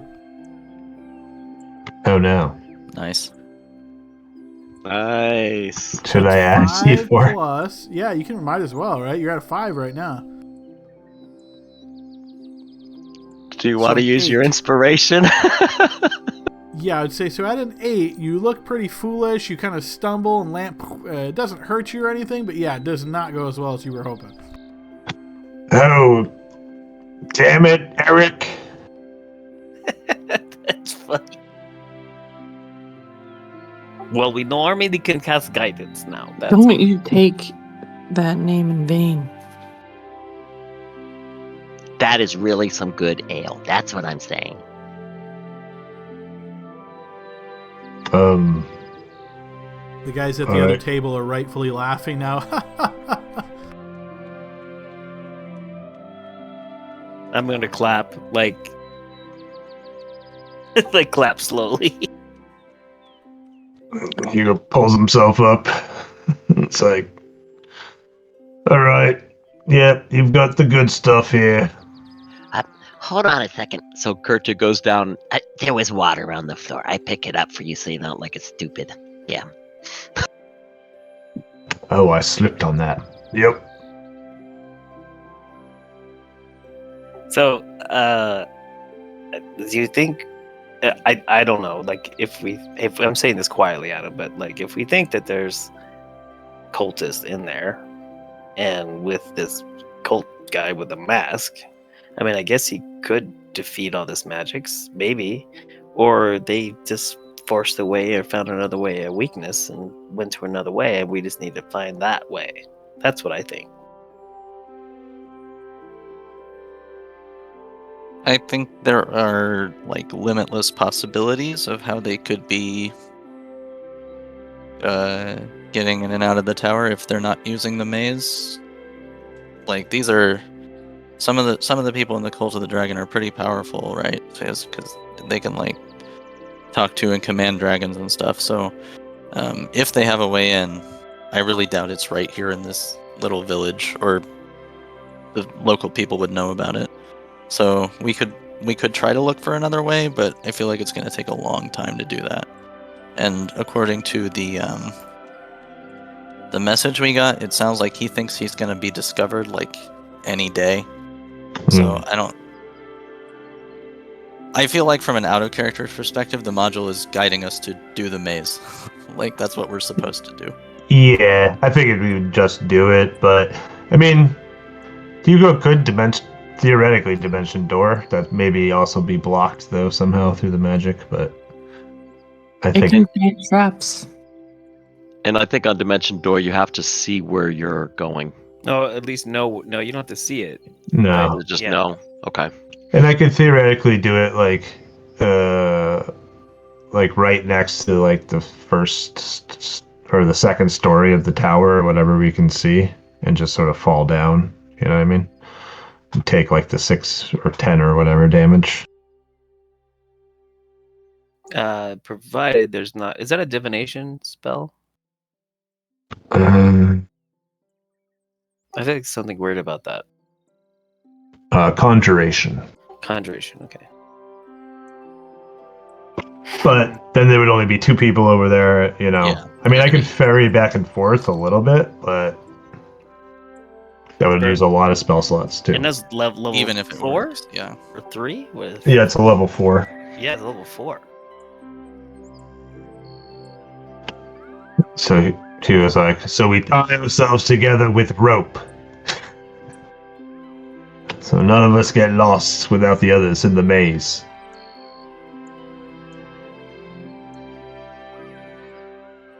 I've been hurt before, guys. Hey Adam, the guy said, I don't know if this matters or if it's a clue and it's just for fun to figure it out, but you said that the last people they saw go to the maze was spring. What is that? How many months is that relation to our current season? Probably about 5 months prior. And how long have we been dealing with the cult? Oh, you mean like how long have you been in this module, like Rise of Tiamat? Yeah. Probably about 2 months. Okay.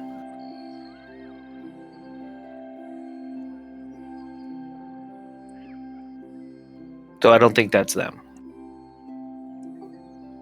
So nobody saw these people walk through the town and go into the maze. That's what I'm getting at.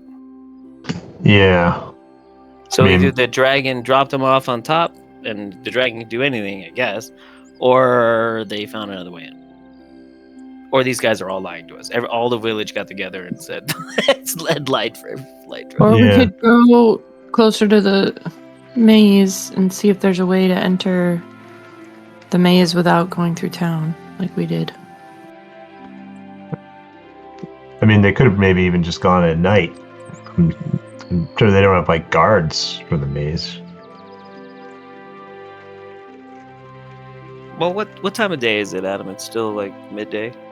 So you guys travel for 6 hours in the morning, so you would figure and then you stopped here, spent a bit of time. It's probably like 3 p.m. roughly. Is there a That's it. place to stay here? By the way, this isn't an inn. This is a tavern. No, you don't see that there's like an upper floor or anything like that. You would know that in really small villages, occasionally you can like rent out a barn or a loft kind of deal. But yeah, there doesn't seem to be like an actual place for travelers here.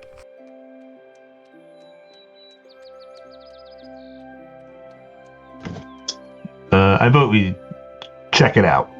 We just go towards the entrance of the maze and check it out. See what we're dealing with. Yeah, sounds good. Good, do you have some egg on your lips? No, I don't. Oh, God. I'm going to have nightmares about that one. Oh, it's disgusting. Saves time. All right. Harmony, would you like to send your cat into the maze?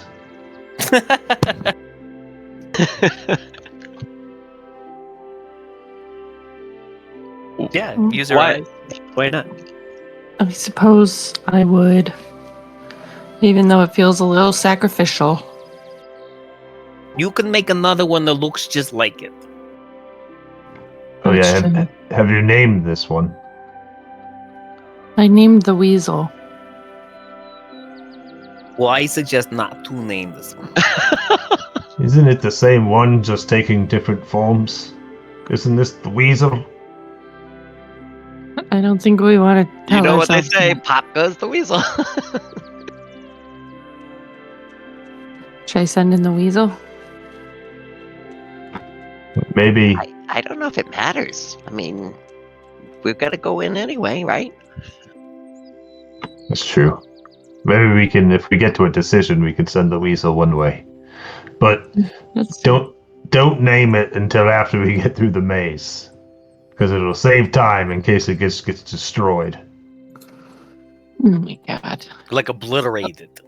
Let's just go look at it. All right. All right, so it sounds like you guys would like to leave the tavern and make your way to the entrance of the maze. Yeah, Well, I'm not- sorry. What time of day is it again, Adam? About 3 p.m.-ish. Sure. But you said we're not in the entrance. We're going to look at the entrance. So as you make your way through the village towards the hedge maze entrance itself, so you notice that there's the central tower, and this hedge maze is all around it. So it is essentially in the direct smack dab in the middle of the maze, as best you can tell. You see there's this like gently curving path that leads into the maze from the edge of the village. There's also a low fence that is built across the entrance. You could easily step over it, but it looks like, you know, kids or others would have more of a challenge to doing so. Other than that, yeah, it looks really unremarkable from where you're standing.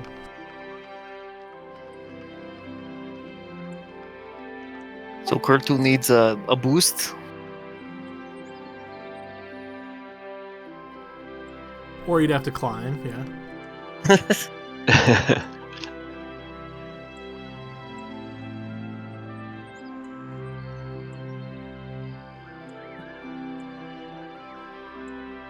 Well, do you want to do this at night? Not everyone can see. You will recall that Roland gave Hugo a spell storing item that allows him to see in the dark if he casts it from it. And can Roland see in the dark? Roland isn't around. Yeah, I He'll find know. his way. I know, but well, he's gonna magically go on the other side of the maze if we happen to do He's that. he's gonna conveniently show up about an hour into the next session, having That's what been you lost. think. I'm making him get all the way through there before he can join you. I would pay to see that. Side quest. That's what Thursday's about, right? Yeah, okay, well then we can go at night too. That might have advantage, as long as we don't, you know, as long as we're not at disadvantage. Yeah, for sure. I'll use one of my my charges. Well, don't need to right now. Isn't it 3:00? Yeah, it's 3:00. Yes, the sun is still high in the sky. All right. What do you want to do in the meantime, guys? Well, I don't know if it's going to take an hour or several hours to get through this. That's the only way I was thinking. In and out 20-minute adventure. I say we go now. I do too. I put on my shield. And I've already eaten. All right, so group, it sounds like you're wanting to make your way into the maze at this point. So those of you that are tall enough, climb over the little mini wall here. Kurtu climbs or get some assistance lifted over the wall. As you get onto the other side, you notice that there is this garden path that seems to lead into the maze. As you prepare to step onto the garden path, you notice movement high up on the tower. A human male dressed in black robes stands on the balcony waving something over his head. It's hard to make out details from this distance, but it might be a blue mask. "Heroes!" the figure screams. "They saw you in the village! I've taken the mask, but they'll realize it's missing within minutes! Look for me beneath the tower, for it's the only place I have a chance to hide! This is the key that will let you teleport into the dungeon!" As he speaks, the figure holds aloft a second item, some sort of white, glimmering hourglass. "I will leave it behind after I use it, but the others may find it before you do." The speaker looks over his shoulder as another figure suddenly dashes out onto the balcony. A flash of blades and spell fire erupts. Then the figure who spoke pitches his attacker over the railing before dashing back inside. Wow. A whole fucking novel happening over there. What did he say? He said we want to finish the maze as soon as possible. Now we probably need to go. No, He's gonna something be about done when we get there. he's hiding in the basement, but what about the hourglass? That he didn't say where he was going to use it. Very, very, very impressive that his voice was able to carry all this distance, and we could make it out clearly. Yeah, how Very far away was he? for us. It's hard to tell. As you look, it looks like the tower might be about 100 feet away from you. It's that worth the- a shot. Is that He the wants- guy? Is that the guy we ran into at the bar? It is not. Who wants to go up there? Anyone Oh, want to go in the balcony? is it time to go to the balcony? Hugo grabs Gale's hand and casts Dimension Door to the balcony. Yes. All right, your spell immediately fails, Hugo. Go ahead and burn. Ah, God damn. You will suffer Oh no. 12 points of damage, while Gale will suffer 15. So essentially, think of this as though you've tried to teleport into something physical, and in the way that you know that this spell works is if you try to teleport into something and it's solid, you get shunted back to the closest spot outside of it, and you suffer force damage. So both of you suffer this damage, and you don't move at all, which gives you the strong impression that this area is warded against this kind of magic, because you didn't move anywhere. Like, you didn't get anywhere closer to the tower at all. Sorry, Gale. I thought it might work. It's just a flesh wound. Easy wizard bullshit. You gotta solve the maze. Hey, but let me read this a little bit. So he's took both items. I'm sorry, I'm a little slow. That's why I played Gale so well. He took both items with him when he threw the guy over, right? He didn't leave the hourglass or drop it or anything like that. And then it said, and then it says, this is the key that'll get you to teleport into the dungeon. So we're just trying to get to the tower, and apparently there's a We have dungeon. to get to the tower first. And then there's a dungeon somehow. Oh, that's where he's hiding. Wait, what? Yes. I assume so, yeah. Based on my reading, he's gonna go hide in the dungeon. Yeah. And he's gonna leave the key somewhere that will let us get to him. Okay. Yep. See? Power in numbers. All right. Now we have purpose. I am thrilled. I can't wait to spend 6 sessions lost in this maze. Let's go. Only 6? I'm an optimist.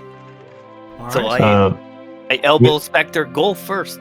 We don't have time to spare, right? Because otherwise Hugo was gonna ritually cast detect magic, but Everything is magical.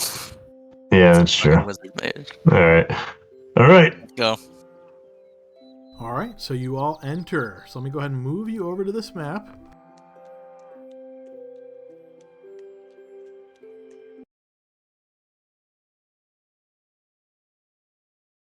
You've entered an intersection where 8 paths converge symmetrically. You can see Xonthal's tower dead ahead above the hedge wall, but the way the paths curve, there's no telling which one might lead to it. A sundial stands in the center of the intersection, the shadow from its gnomon pointing straight toward the tower, which is highly odd because the sun isn't behind you. Your shadows point in the proper direction. Only the sundial's shadow points ahead.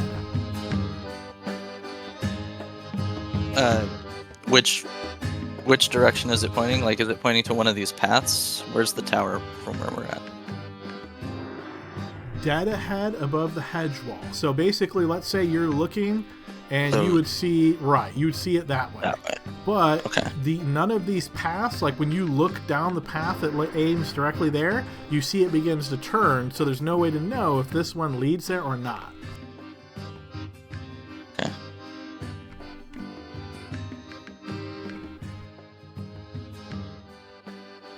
And the shadow. Can you say a bit about the shadows again? I sure can. I'll read it and I'll post it for you because I know sometimes, like for me especially, if I get to read it, it solidifies. Yeah, it. yeah. But so the second point was sundial stands in the center of the intersection. The shadow from its gnomon, which is like the pointer, pointing straight ahead toward the tower, which is highly odd because the sun isn't behind you. Your shadows point in the proper direction. Only the sundial's shadows. Only the sundial's shadow points ahead.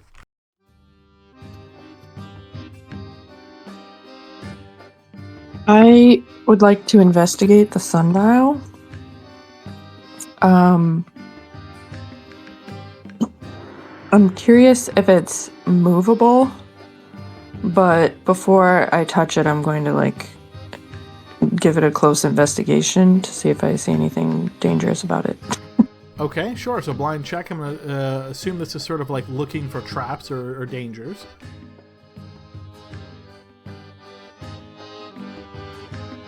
None that you see. No, it looks very prominent, but nothing ominous.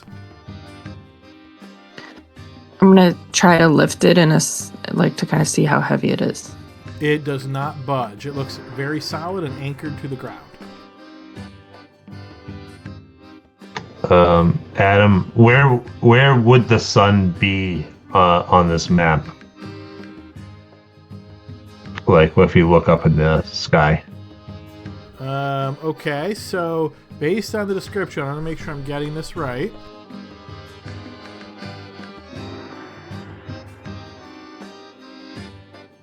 Okay, so the sun isn't behind you, so what we're going to say is rise in the west, set in the east, so it's probably right overhead at this time as we're like midday. So think of the sun as being straight ahead of you. It rises in the east, sets in the west. Did I say that backwards? My bad. But either way, it's right in the middle of the day, so right in the middle. Basically, Hugo would like to check out where the sundial would logically be pointing given the current sun. The same direction as our shadows, I would think. If it were... Yes, Correct. yeah. So he's going to try to follow the direction of our shadows. Wait, hold on a second.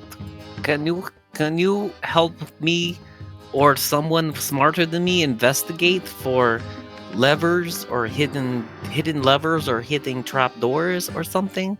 I think Harmony already did that. No, she said she could move it and look around. I'm looking for specific levers or little buttons to push. Something that would be a secret trap, or not a trap, but like a secret door or a lever.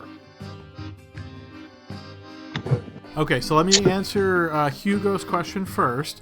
So where you guys are right now, your shadows are behind you. So the sun is basically in the middle. So where you're standing, and the sun is coming this way. Oh, you can't see that. Or can you see that? Yeah, you can see that. Okay, see that. So the sun is coming, basically straight like this at you. So your shadows are behind you. So even though the shadow of the sundial is pointing this way, if it was pointing normally, it would actually be pointing this way. Okay. And that's the way we came in, though. It is, but as you look down that path, you can see that it turns. You don't see where you came from. Like, you can only see about 15 feet before the hedge walls turn. Like it's changed? Not necessarily, but you came down the path and you're moving in like a it's not straight, right? So you're constantly moving in like a circle or half circle kind of direction. So when you look, all you can see is hedges in that direction. Okay, Hugo will like quickly retrace their path like a little bit, just to. I guess it all looks the same, but just to see if it changed at all. Sure. So you retrace your steps, and you find yourself after walking for about, say, 20 seconds. You find yourself back at the entrance. So you see that little half wall, and the village lays out before you. Okay, I'll go rejoin everybody. Okay. Yep. Once again, you walk back. What seems kind of strange is first roll me 2d6.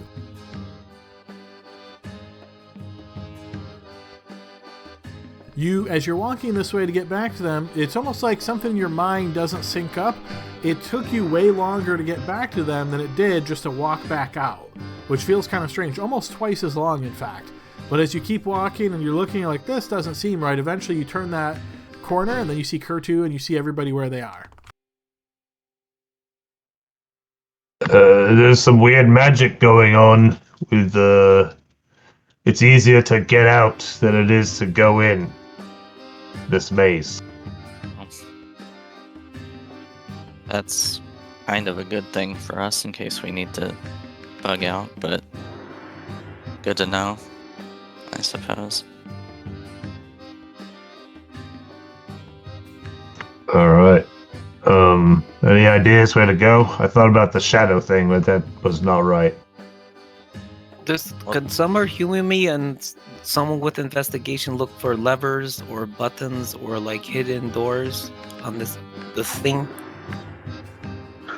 That's not my speciality. I'll give it a shot if you want. Well, it's I have an intelligence of -1, so somebody better than that. He's Same smart here. enough to know that he's not smart enough to do it. There you go. Alright. I'll see if there's any thingamabobs on this. Is that a blind check, Adam? Yes. Nothing that you can find. Okay. Like, Yeah. I vote we go straight. Well, we just go towards the tower, yeah. What's the worst Okay. that could happen? go carefully and watch out for elementals and eating plants. So slowly on your guard. Alright, so it sounds like you all want to walk on the north path. Yep, towards the one that looks like it heads towards the tower, even though we know it curves. Okay, yeah, and sure enough, as you make your way down this path, I'm assuming you're all going as a group. As you make your way down this path, it turns, and again, you can only ever really see about 15 feet in front of you because of the arc that this path seems to be taking. So you're following this, you walk for a distance. Spectre, roll me 2d6. Okay, you walk for a while, hard to tell exactly how long it takes you, but it takes a little while, and eventually you emerge back in the same location. However, you guys come from the south.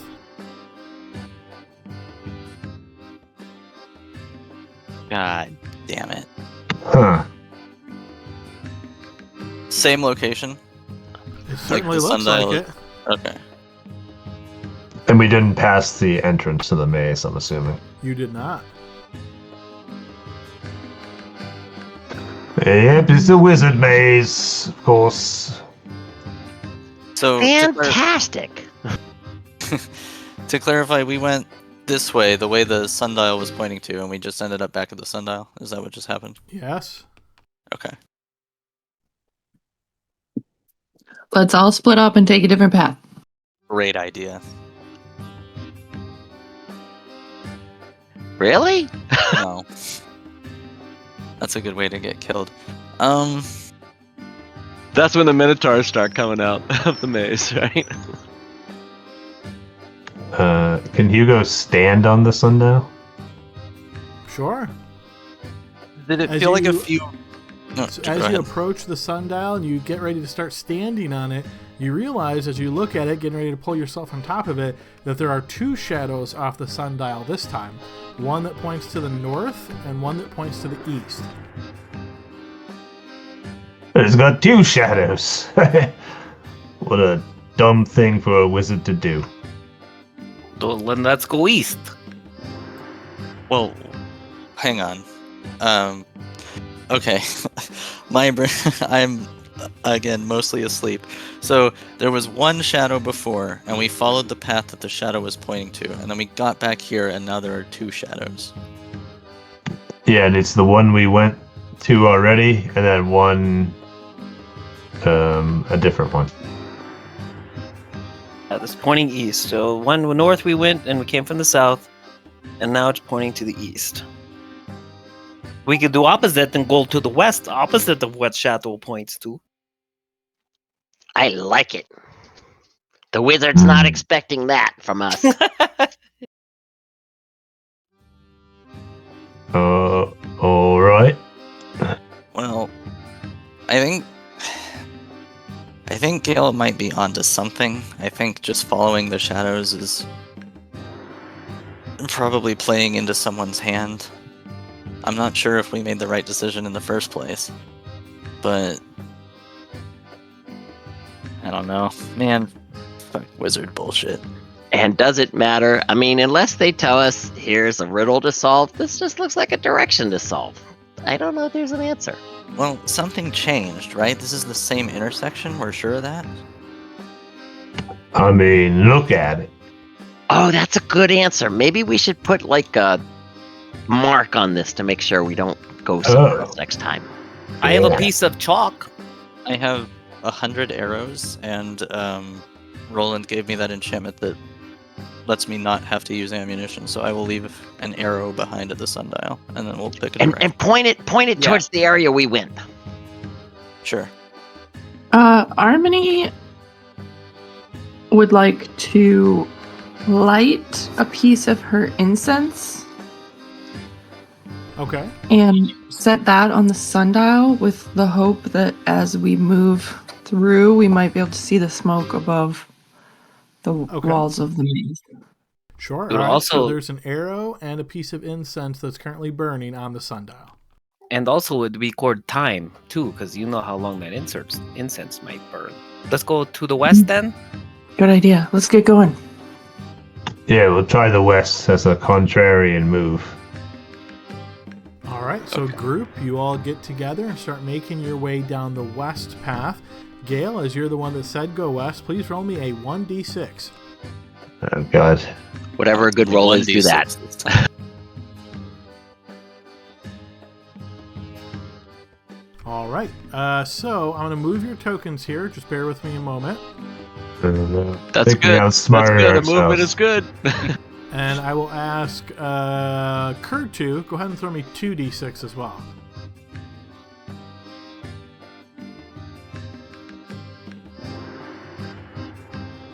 Lucky number 7. That's right.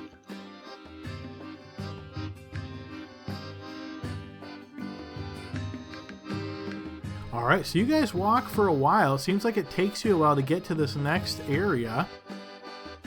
But the path is turning. You guys are keeping your eyes, probably mostly Harmony. You're keeping your eyes up in the air, trying to see if you notice. Oh, hang on, don't move tokens yet. Trying not to, trying to keep your eyes on that incense that's burning, seeing if you notice anything.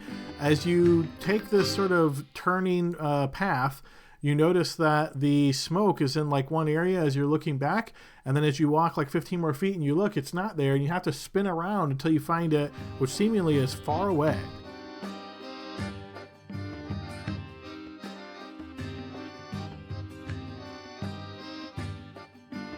I think we just teleported everybody. All right, as you make your way through this area, you notice suddenly you emerge from the hedge maze in this area. As you do, you notice a placid pond fills the center of this open space. A stout pagoda rises from a huge boulder that stands in the water like an island. An arched bridge crosses the water to the pagoda, whose red roof is held up by 6 sturdy pillars and capped with carved fish. A human male wearing yellow silk robes embroidered with red and gold fish stands in the pagoda. You hear exotic music being played on a stringed instrument. Does he have the stringed instrument? You don't see it on him at the moment, but he's sort of sitting where he's at, so it's hard to make out exactly what is all there. Well, I will step out and say, nice playing. You playing in the key of C? He does not seemingly answer you, nor does he turn to look in your direction. Does he have an instrument that I could see? Nope, you don't see one there. Again, you're not seeing like the ground where he's at well, so you can't see everything, but you don't see one. Let me ask some questions before I walk in there. Okay, so it's a squared area. There's a exit, looks like to the southeast. What is that? And you said it's kind of like a gazebo or something? Yeah, it's called a pagoda. It's basically, think of this as like an Asian art tent kind of thing, I guess is probably the best comparison. Okay, and there's fish decor on him and on the pagoda. Correct.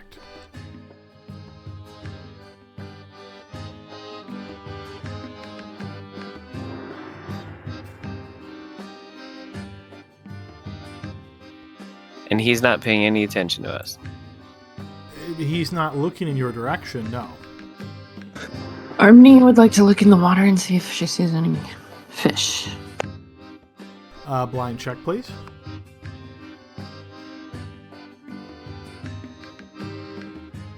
You do not see any.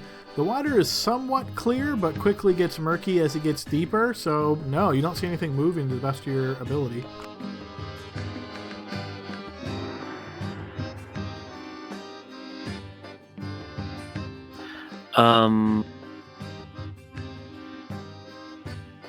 Hello? You in the pagoda? He does not react to your calling out.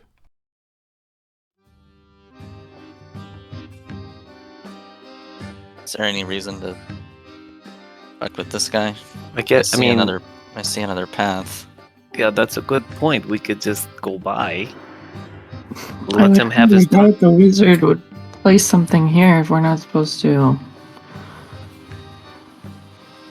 do the right thing before we move on. That seems unlikely. What's the right thing in this situation? What's his demeanor, Adam? Is he perplexed, happy, smiling?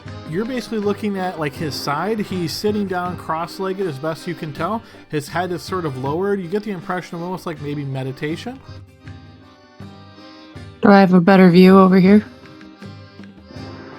You can see more towards his face. Yeah, he has this sort of long black hair, and he's like I say, his head is lowered. His eyes seemingly are closed at the moment. You can certainly see him breathing in and out, Harmony.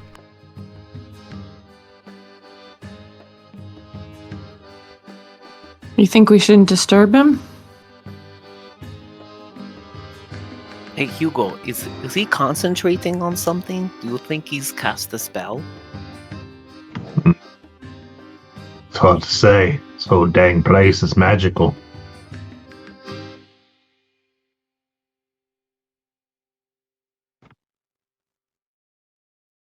Spectre, shoot him in the eyeball. No. Don't shoot anyone yet. JK! We haven't even talked to the man. You guys are so aggressive. Why don't we just see what's down this other way first?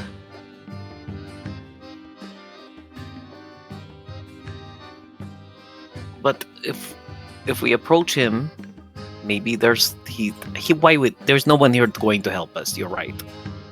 There's no one in this maze that's going to help us. Probably not. Let's wait for Harmony. She's Okay. Fine, we'll try ignoring him. Doesn't seem very polite. I was interested in the fish too, but yeah, we gotta go. I mean, I was thinking that too, Harmony, but like there's a puzzle here, but why would there be anyone helping anyone in the maze except to keep us from going? figuring it out. We probably will need to figure out the puzzle. This will just take us back into this very chamber.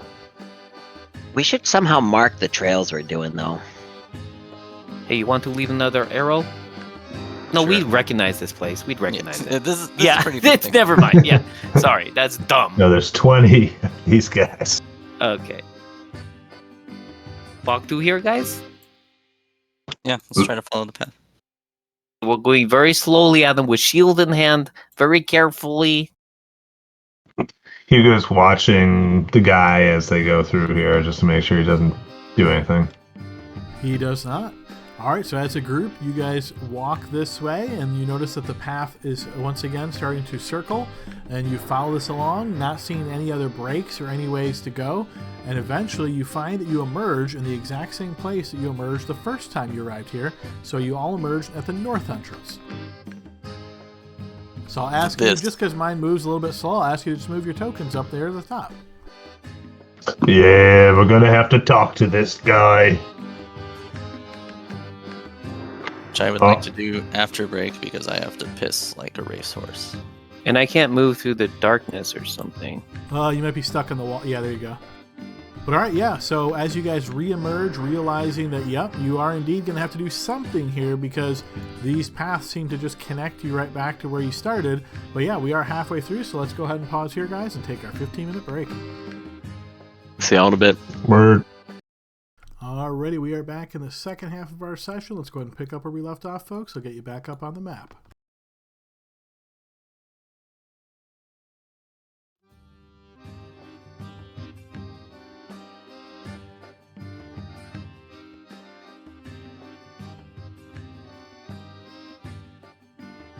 So you guys have just traveled on that east path trying to get out of this area, but the path seemingly just circled back and brought you here. Well, Harmony, it looks like your intuition was spot on. So is this something you would like to investigate further?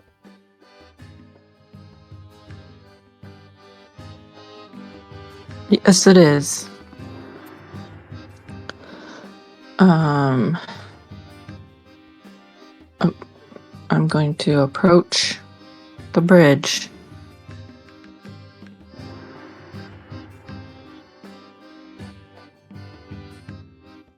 I'm going to go around the bottom way here this time, just kind of seeing if there's anything out of the ordinary from any angle. Alright, so you spend a bit of time sort of circling. You don't notice anything out of the ordinary. Again, this thing you see in the center here is essentially a boulder that the pagoda is sitting on top of. It does not look like the pagoda has a base or a bottom. Some of them do. This is more of a pagoda tent kind of style. So it looks like it is sitting on the boulder itself. You can notice that there is some like colorful stuff on the base there on the boulder. It looks like maybe a rock garden of decorative stones and brushed sands and so forth. You also notice that there is a charcoal pit that is smoldering beside the boulder where the man sits.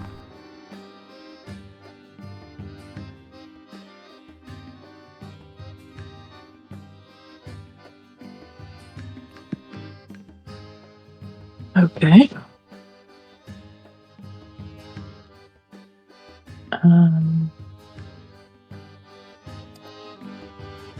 I'm going to put a foot on the bridge. Seems very sturdy.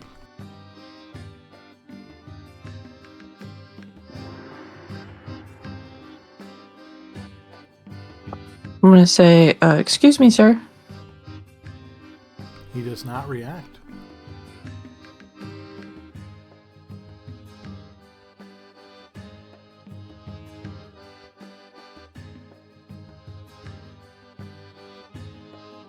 As you step onto the boulder, you notice that this area looks to be quite comfortable.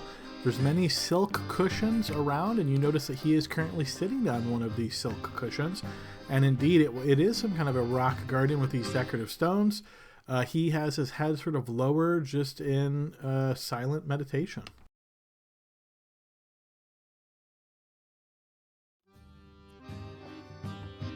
I hate to disturb your meditation, sir. Excuse me. He seemingly does not react to you. Just his head's bowed, and you can see and hear him take in air and then breathe it out, seemingly in a rhythm, like he's doing this very methodically. Harmony's going to sit down on one of the soak cushions and practice meditating as well. Okay, it seems very comfortable.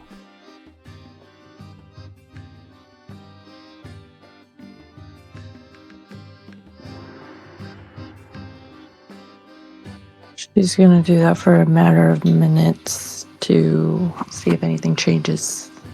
All right, so as Harmony sits on one of these cushions and begins to try to meditate, what is everybody else doing?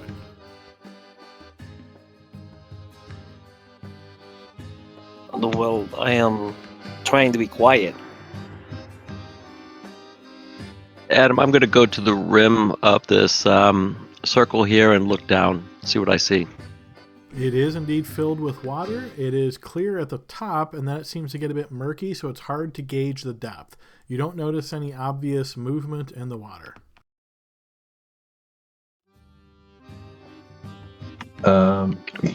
Hugo's just going to keep an eye on the tower, see if anybody else pops out on any of those balconies.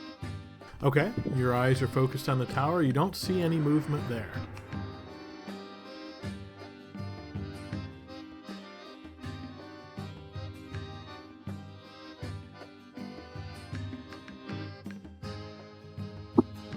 I'm gonna get out a granola bar with a really loud rapper.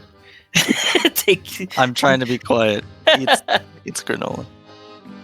Pulls out a Snickers. Yeah. Crunch. What? What is she doing? How many cushions are in the pagoda? Several. I'm going to go ahead and namaste as well. All right, so you're going to Namaste. enter onto the boulder and sit on one of the silk cushions? Yep, and then I'm going to do a yoga and go Namaste. All right, Kurtu does his best. As he enters, go ahead and move your token onto that area. How about the rest of you? I don't understand what's happening. If it looks like a good bonding experience for the group, Hugo will go into it. Gonna pass around the peace pipe with this guy. I was going to say, I have no idea what check to assign that to, so I'm just going to say, do you think it looks like a good bonding exercise? Sure. I look at Spectre suspiciously, like, what is happening? Nothing is happening, but clearly we have to make something happen. You said there's like a brazier in there with like coals? There's a charcoal pit that currently is smoldering, and it's next to him where he's sitting. There is also the rock garden. There's the decorative sands. There is like the silk cushions, and there are other like chunks of silk and like maybe some wicker here and there. It looks like he's probably been here for some time, you'd have to guess.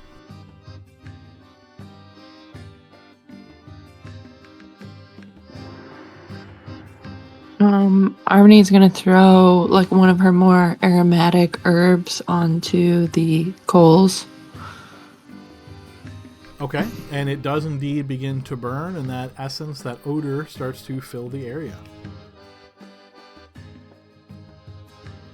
Does that do anything to the guy? Like, do his mannerisms change or anything, or is he still just meditating? He has not changed since you guys have walked in. He's definitely alive, right? Looks like he's breathing. Yeah, you can see his head bowed, and he's breathing Okay. in and out. Okay. I'm sure he's been watching us this whole time. This guy's really vibing over here. Hugo will try to meditate. He's probably not very good at it, but... All right, you sit on one of these silk cushions, also finding it to be very comfortable, and you close your eyes and try to meditate. It is fairly quiet here as most of your companions aren't making a lot of noise. You can just hear the slight breath intake and the exhale from this gentleman here. Other than that, yeah, it's fairly peaceful. Do we actually know that we came to the right spot? I mean, sure, this guy's here, but maybe we should go try some of those other areas. I think if we do that, we're just gonna find our way back here. That's what happened, right? We went. Unless you mean go back. Yeah, go back. Yeah, I mean, go back to the center thing. But, I mean, I don't know if that'll... I mean, I'm sure we're probably in the right spot, but I'm just kind of throwing out options there. I You think say if that- this shit magically led us back here, going this way is going to also lead us back here. But we Does can try. anybody have a fish? Go I do have tackle, as a matter of fact. I bought some last time we were in town. I mean, he seems to be a fan of fish, so maybe we could provide some. I'm afraid to fish and take some of his fish here. He may get upset. If That's another they're, hydra in the water. Yeah, no kidding. You go to a Japanese shaman's house and you catch one of his goldfish, he's gonna be pissed. Yeah. His koi pond. Well, Spectre, Well, what's your idea? are we just going to stay here, Spectre, or do you want us to just go into the trap? Hey. All 7 of us are there. You two, come on in here. Join the group. Join We're the trap. meditating. No, it's a trap. I'm inclined to agree with Gale, but if nothing else is happening, we might have to spring it. I feel like that sword of yours might be useful in a trap, Gale. All right, let's go spring the trap. Blah.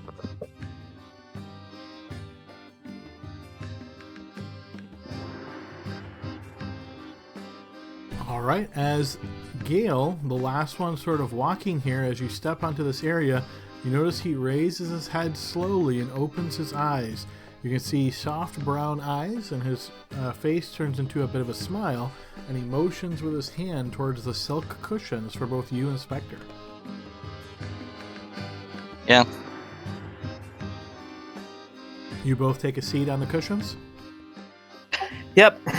All right, as you are all now sitting on these silk cushions, you notice that he motions with his hand once again in a bit of a different gesture, but slow and very gentle-like. And you notice in that charcoal pit, you see there's some like rumbling, some moving, and you notice then this iron kettle rises up from beneath the embers.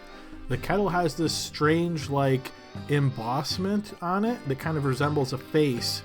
As it kind of rises up a bit, you notice the man reaching at his side to this clay jug, and he grabs onto this clay jug by the handle and begins to lift it. What are you doing? He does not seem to answer you as you ask this question, and the rest of you are kind of watching him, and you notice he takes the jug and now begins to pour some water into the kettle.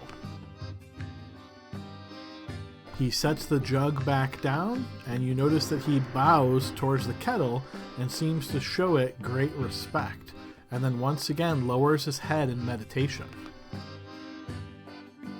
You said it was embossed with something? Like, does it look like a special kettle? Like, is it something I might recognize from, like... I know pagodas are, like, Japanese stuff, right? So, from my time in, Uh-oh. Sobo Taishu? Oh, he got the name right even. Excellent. Okay. Yeah. Give me Do a I blind recognize- check.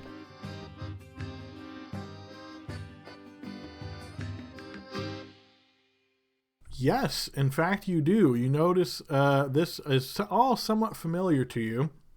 This kettle in particular, it resembles a scowling face with thick features. And as you look at it very carefully, it almost resembles like a creature.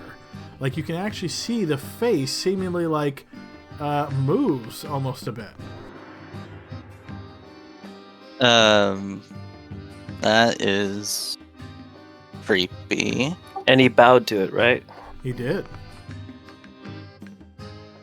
Do I know what kind of creature it is, or do I just notice that it's moving? I don't know that you would recognize the specific creature. I'm not sure that you've seen one before, and based on your check total, I wouldn't say it's immediately apparent to you. Okay. Have I heard like any legends, maybe not specifics, but like legends of like creatures or spirits that live in fucking kitchenware? I mean, probably, Yeah. but there's so many myths and legends that you hear on a day-to-day basis just spending time in any tavern that you hear all sorts of tall tales. So trying to weed out what is real and what is not is half the battle. And nothing specific, I would say, springs to mind to you here. Okay. If he's showing reverence, can I do kind of the same thing? Like, I don't know how low he's bowing, but He just bowed once towards it and then resumed his normal posture, but then lowered his head in meditation. okay. Harmony's gonna bow as well. I think we should do exactly what he did. Does his jug have more water in it? It does, yes. It has like maybe another 2 inches of water. Is it filling by itself, or did he pour stuff in and then stop? He poured water from the clay jug into the kettle, and then he set the jug back down. The jug still contains about 2 inches of water in it, but you can see where the kettle is now that it's raised up above from the charcoal. You can see that it is warming up. Can we see into the kettle? Nope. After he like kind of pours into it through the nozzle, I guess you could think of it as, there is a little bit of like a lid on top there, but he did not open it. Okay. Sure, if everyone wants to bow, then I will be last to bow. Okay. Yeah, so Yeah. you guys each repeat this process, and you see him again doing this slow breathing. As the kettle is heating up, you notice that the kettle starts to like shake a little bit, making the sound, and you see the steam begins to emerge from the kettle. As this occurs, you notice the steam seemingly is getting kind of thicker in this area. As it does so, you notice his eyes open, and suddenly you see a wall of stone suddenly encapsulates this entire area. There's the trap. Well, So as it does so, I'm going to just slightly move characters in, because otherwise you would be stuck inside the wall. So based on the way this lighting works, I'm going to move you guys slightly in. Imagine this is like as the wall suddenly snaps into place. Let me unlock tokens and then move people. You guys are finding yourselves inside of the wall.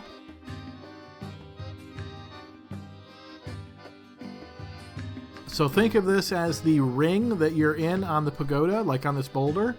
It is circling this entire thing. And indeed, there's actually a stone ceiling as well. So with this sort of like snap of his finger, you see this emerges and the top is sealed off.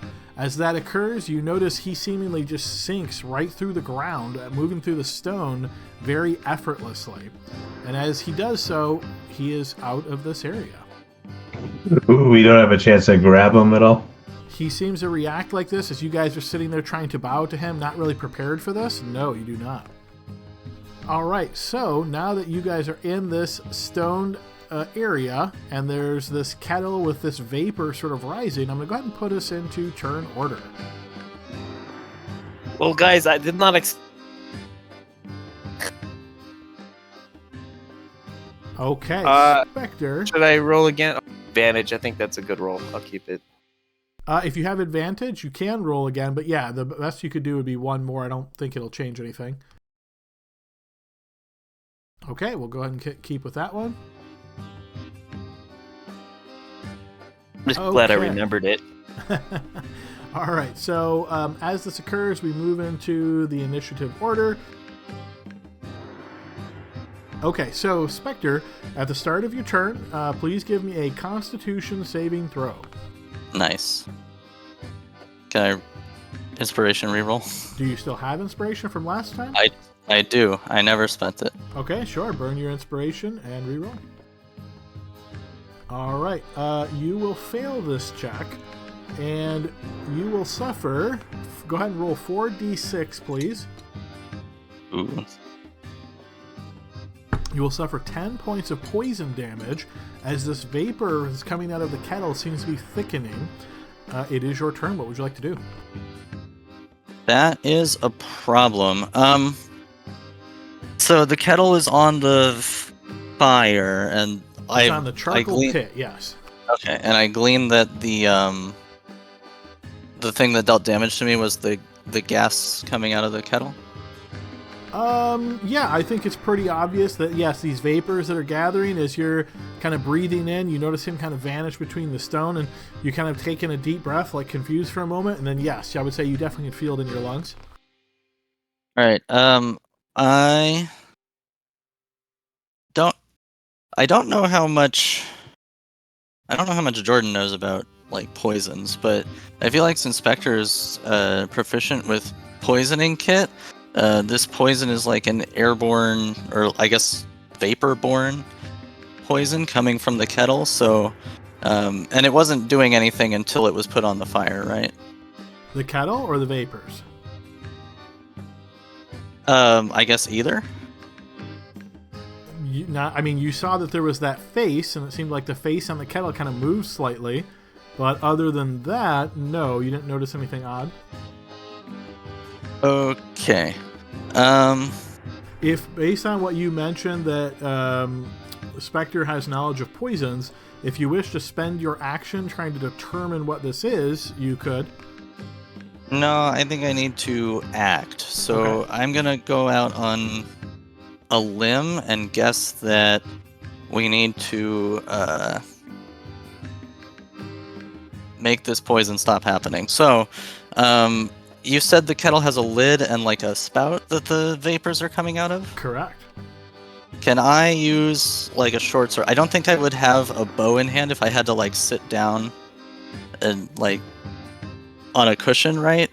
To like partake in this like hippie vibe session, right? So it would be kind of awkward to have a weapon in hand doing that. So can I like how big is the spout? How big is the spout?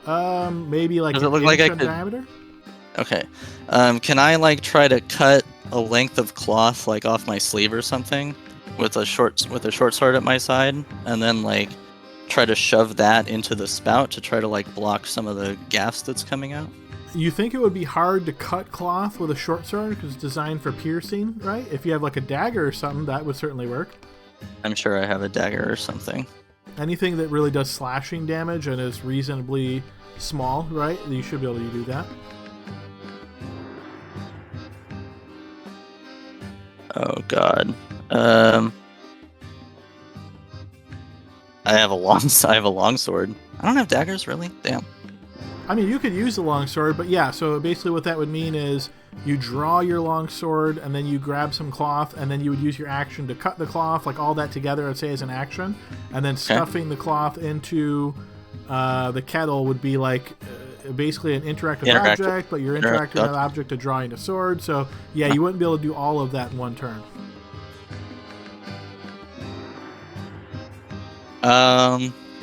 Okay.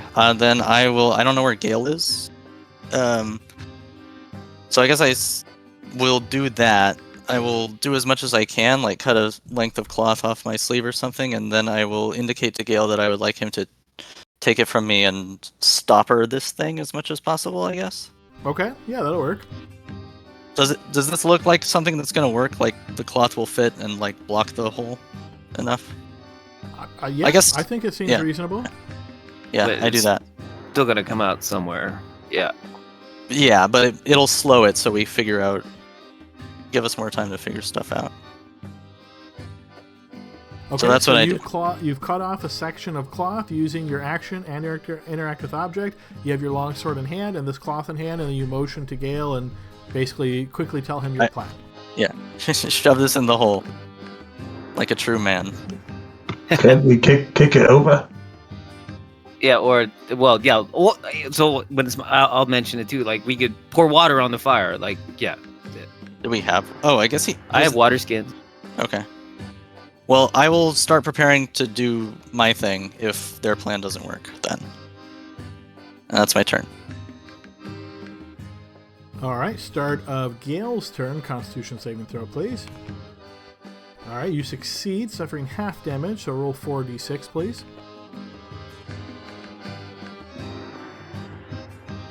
Oh, That's a good one. All right, you're going to suffer 9 points of poison damage. all right. Then I'm going to move over here. I can't move. Can I move? Where are you trying to move to? I don't even know where the pod is, but I want to be at least within. I'm behind Hugo. I don't know where the pod is. The I pod guess. is just east of Hugo. Oh, then I'm right here, flying. I'm going to drop one water skin onto the coals. All right, to interact with object, to grab a water skin from your side, you pull off the cork and you dump it into the coals.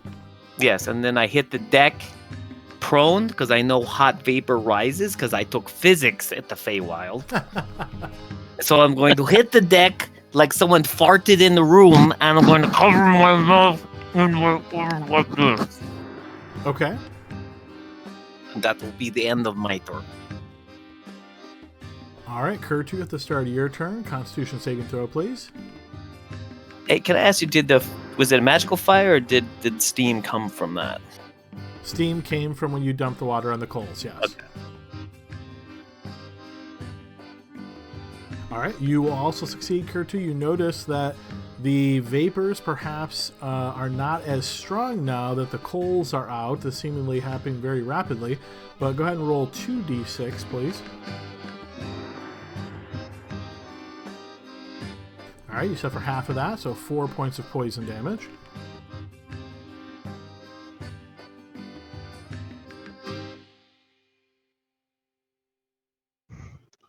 All right. So on my turn, Kurtu in his ultimate wisdom, so that's a warning, decides that that wall that's closest to him probably needs to be shot with magic missile. Okay, so this wall is broken down into sections. So when you say closest to you, would you like to do the northwest section or the southwest section? The one I'm aiming towards where the walkway was when we left. All right, I'm going to call that northwest. All right, and you just cast this at level 1, so it's 9 points of damage to the wall. Yes, your missiles... Let me just double check something. Okay, unfortunately, that spell won't work because, as you'll notice, the target says a creature of your choice, not an object. Oh, okay. All right. Let me see if so Mind Sliver won't work. Okay, hold on.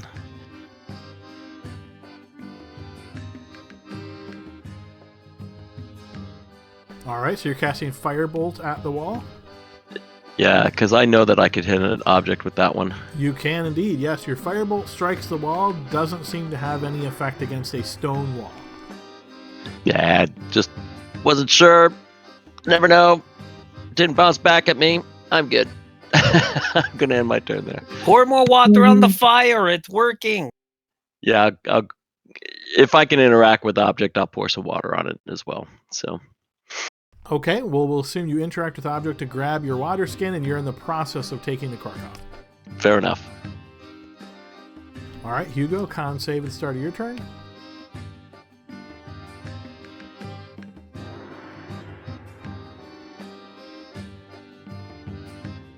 Sorry, 1 second. Sure thing. All right, you will succeed on this save as well. Roll 2d6, please. All right, you will suffer 3 points of poison damage, Hugo. And it is your turn. Okay, Hugo starts panicking. Doesn't like being in this enclosed space with this gas. So he's going to cast Dispel Magic on the wall.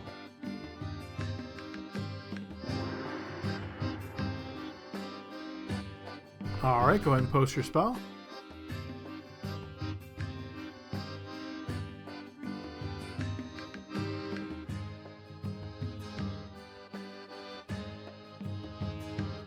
Okay, your spell has no effect.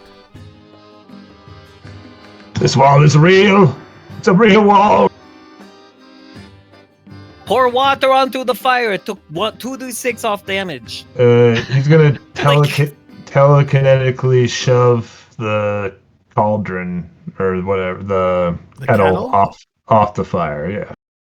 Okay, you shove the kettle backwards a bit, and you see it kind of rattles as it moves back and kind of taps against the back stone wall. Okay. I guess that's the end of his turn.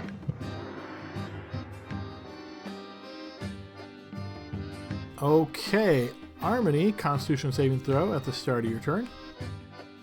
All right, you will also succeed. 2d6, please.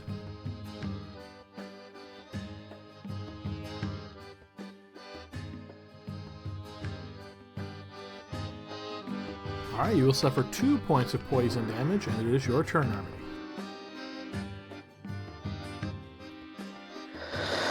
Okay, Harmony is going to go over to the wall where the bridge was on the other side. That's where you're at right now, yep. And cast Stone Shape with the intention of forming a stone door.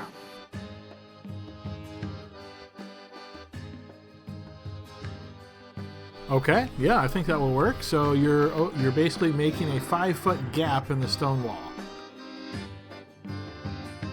Yes, a little passageway. Do I see the bridge on the other side? You do indeed, yes. I'm So gonna say- because this is the way this is drawn, it's going to be difficult to remove just a 5-foot section. But yes, you can see it, and if you wish, you can exit and walk to the bridge. I'm gonna say, see you later, and leave. All And right, close I'm the gonna door behind her. Move you to there. So my assumption is say- there's a 5-foot I'm gap, gonna and you say- step through it. This stuff is really strong, guys. I'm out of here. It was too strong for her. The That's- cushion's too good. It's too dank.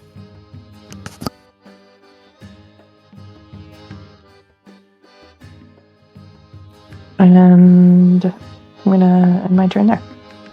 All right, top of the next round, Spectre, Constitution saving throw, please. I'm gonna be the only one who fails this every time. You succeed on the save, 2d6. You will suffer 4 points of poison damage. Okay. I will continue with my plan and try to shove the sleeve I cut off into the kettle Spout. Yeah, with the intention of, I know gas is still going to get through, but I'm trying to slow the spread. Okay, yep. You know. So you plug the spout with this chunk of cloth. Yeah, that seems to work. You notice that not nearly as much vapor is emerging from the kettle now. As you do this, you hear a rattle, though. So, like, as you grab the kettle and start shoving it, you hear a rattle from the kettle. But yes, you notice much less vapor is coming out. What kind of rattle? Like a creature inside, or an object, or? Give me a blind Good. check. Gas I got building up. 21 passive perception. Just letting you know.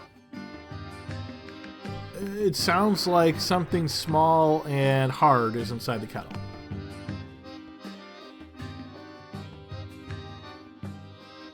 Then Get out of there. yeah. No, get it. Get whatever's in there. Yeah, I might pick that up. Well, if I open it, all the poison's gonna come spilling out. So I think we get this to out of the enclosed space and then we open it. So I will. It's interact with the object to shove the stuff in the spout, right? Yes. Can I use my action to grab the pot? The kettle? the Sure. kettle? Yeah, you can. Yeah. Is it? Can I lift it? Is it heavy? No, it's not. It's like a tea kettle, so no, not heavy at all. Okay. Then I will. So that's my action, and then I have movement. Her door is still open, right? I just It can't is. see it. Correct. Okay. So 5, 10. I will go on the other side, Yep, however hang on far one I need. sec. That should be 15. 15, 20, 25, 30, 35, 40. Can I set the kettle down on the ground as a free action? You would have to drop it, so no. You could interact to set it down carefully, or you can just drop it and let it do its thing.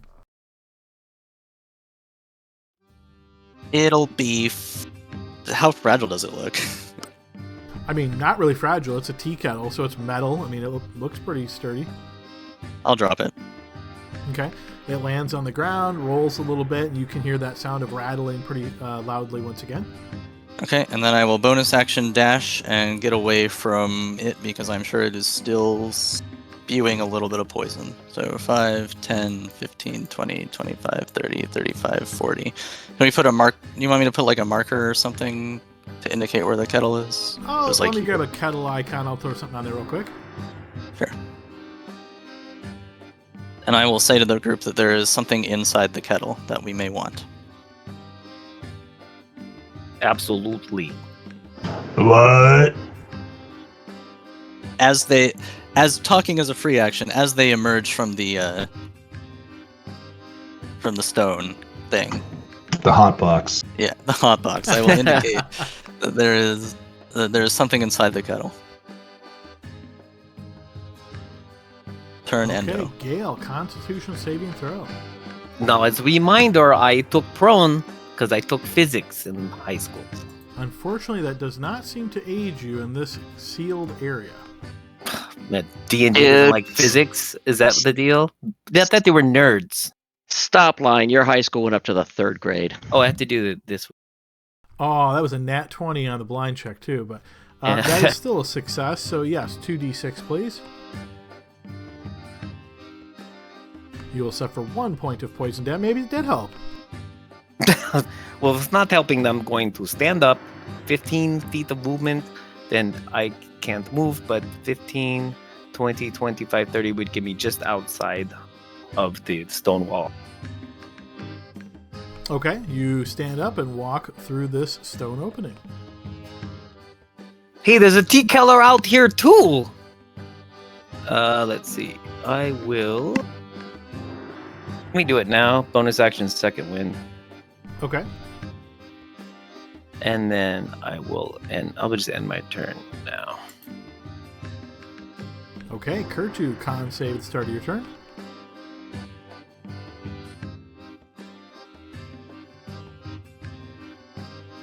It's a good roll. Yeah. Kurtu, you will succeed on this as well. 2d6, please. 4 points of poison damage.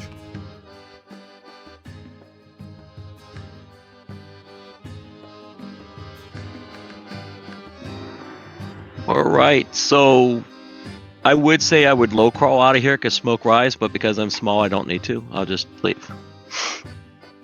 All right, so you're making your way out of this area. Yep. All right, so that's 5, 10, 15, say 20 feet to get there.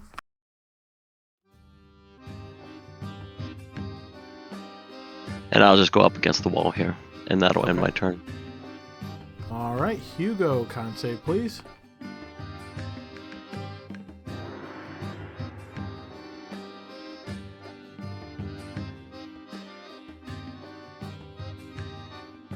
Yes, you will also succeed. 2d6.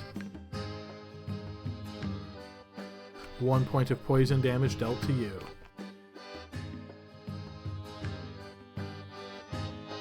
Okay. Did you say there was fish here before? Not fish. There's fish like emblems in the pagoda, and there was fish on his clothing. So only an artistic depiction, not actual fish. Oh, okay. Yeah, I mean, is there anything else sort of like interesting that he left behind That he can steal. that I can steal for my The troubles silk- being poisoned? The silk cushions are here. There's like wicker baskets that you could take some time opening to look into them, but you're pretty sure this would take you some time to open them, look, see, all that. While that time you'd be remaining in this poisonous vapor. He was like, "Screw your cushions!" And he grabs a couple of them and runs out. Pillows All right. for our I'm next taking night. these pillows. All right, I'll It's like let in you church. check in just one moment. Next time I'm under the tree sleeping, it's going to be in comfort. All right, so call that 5, 10, 15, 20, 25 to get there. And he just sort of retches into the pool and then fluffs his pillows and prepares an action so that if he sees that guy appear, he's going to shoot him with a firebolt. Okay. That's the end of his turn. Okay, Harmony, you're outside. You're not within the thickness of the vapors. No check for you. What would you like to do? I'm sorry, I missed. What is this thing south of me? There's a kettle on the ground. That was the kettle that was inside. Spectre took it outside and dropped it to the ground. Okay. Kurtu yells, I've got Mage Hand. I'm gonna go away But from it. is it still vaporing? You can see some vapors are emerging from the lid, so it's a small amount, but it's not an enclosed area anymore, so it's pretty easily dissipating in the air. Yeah, be careful. You don't want to get your face in that when you lift the lid off, but there's something inside there that we probably want. It's probably... I don't know, but it could be the key to getting us out of here. Is everyone doing okay? I'm We're fine. okay. Yeah, we're okay. Army's gonna hide behind this and whip up some good berries. Okay. You cast the spell, conjuring the 10 berries to your hand. Okay, Spectre, your turn.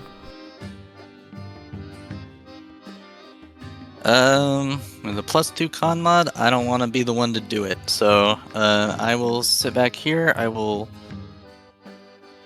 guess I can't ready an action because I would have to put the longsword away, draw the bow, and then that would be my action. So I will do that, draw my bow in case the asshole comes back. But I won't be able to ready an action to shoot him this turn. Okay. And I will start heading in Harmony's direction, I guess.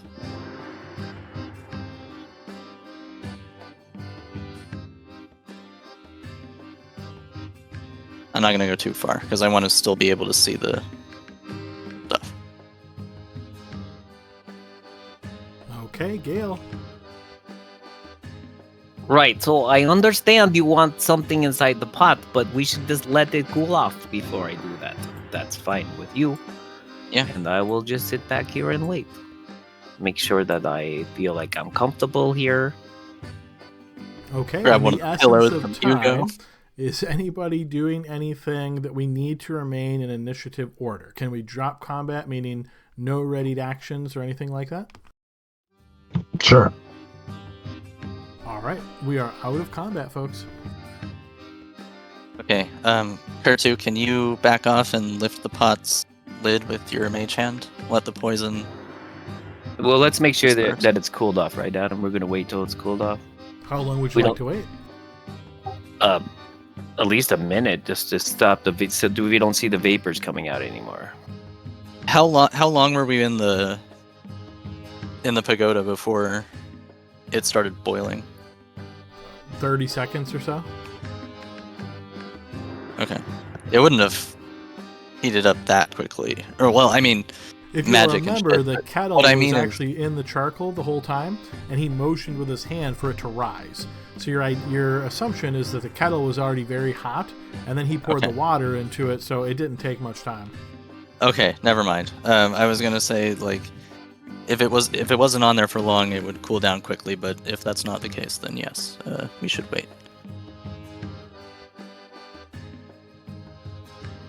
Okay, so Somebody- you guys wait a minute as you're sort of looking at each other, looking around, eyeing the stone wall, keeping your eyes vigilant for any signs of the man that you saw previously, but the minute passes uneventfully. Okay, so we do plan, Kurtu. Well, with Mage, I could pick it up and put the pot in the water too, and just hold on to it and cool it that way if you guys want. But that would just maybe fill it up again. Or would you like me to just try to open up the top of the pot now and let anything else come out? Yeah, Let's open just, the lid. Yeah. Let's not Okay. disturb the water. Just open lid. I'll go grab the thing. Well, I'll open the lid and then maybe I can shake the contents out. Okay, Maybe it's a genie. fine. Maybe it's a poison genie. All right, Adam, I'm going to go ahead and do that. Mage hand. I'm going to try to take the lid off of the kettle, and then once that happens, I'm going to try to put it upside down. Okay, yes, the lid is popped off with your mage hand. You then set the lid down, lift the kettle up, and turn it upside down, and kind of move it side to side as best you can with your mage hand. And you notice a jade gemstone is dislodged and lands on the cobblestone path here. Does it appear to be smoking or anything? There is still a small amount of steam that seems to be emitting from the kettle, yes. As you're shaking it, you also notice like tea leaves and things falling out of it.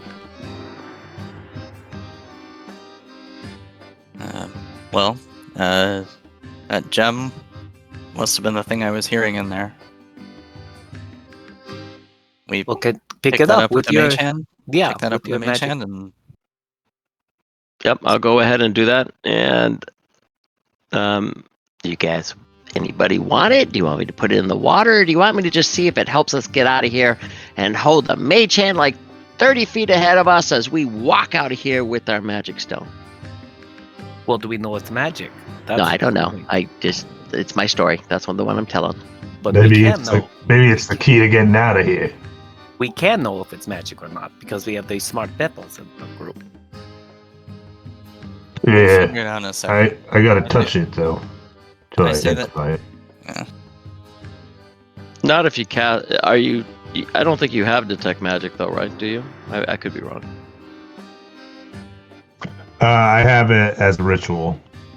Okay, I don't think you need to touch the item. You could see things.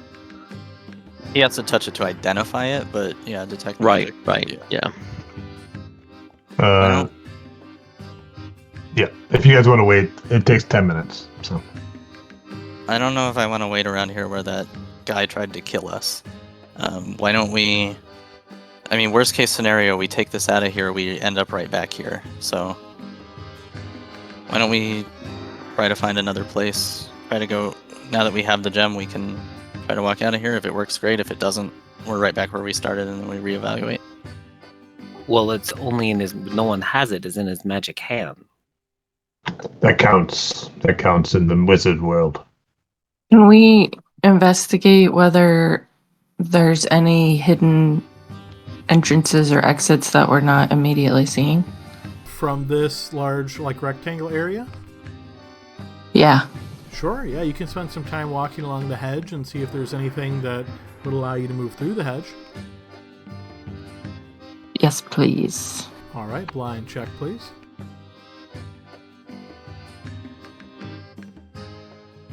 All right, you spend some time walking the perimeter here, Armony. Looking at the hedge, it looks very solid the entire way. You don't see any gaps, you don't see any openings, you don't see anything on the floor. The hedge itself is about 8 feet tall, so it's over all of your heads. Yeah, you don't see any other way out of here other than the two obvious ones.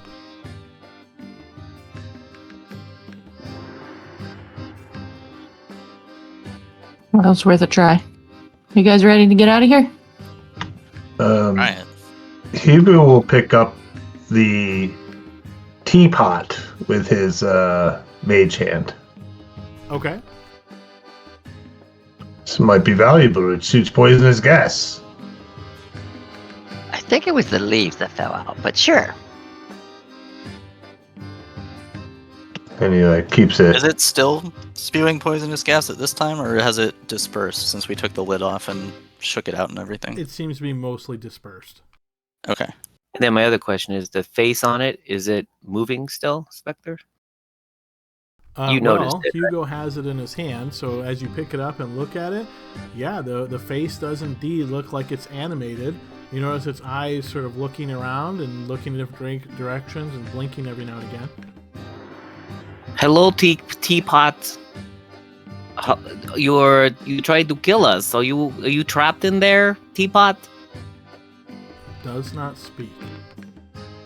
This thing Sorry. is creepy. I think we leave it behind. I think the gem was what was important. God damn it! I can talk. I promise. Well, it's not a talking teapot, so I don't know how valuable it's going to be. If that Look at wizard this dude or thing. whatever is hiding in the pot, if that's him, if that's his eyes bouncing back and forth, we don't want him jumping out at us at a random time. I think we leave it here. And if it turns out we have to bring it with us, well, we're gonna find out in 20 seconds when we walk down this path and show up in this spot again.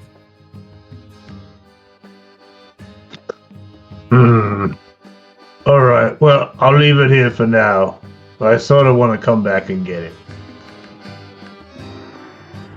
So Hugo will lay it down gently and say, "You just misunderstood, Pot. You have a lot of potential." We'll talk to the council about legalizing it when we get back to Waterdeep, but Telling you, you could poison a lot of people with this thing. come on, Kurtu. So, Kurtu, do you currently have the gem in your mage hand? Yes, I do. And I'm going to hold it out 10 feet in front of me, Adam.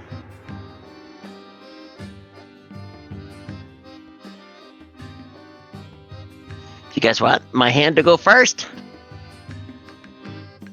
We don't want to lose it around a corner. How long can you do that for? Oh yeah, it only lasts a minute, right?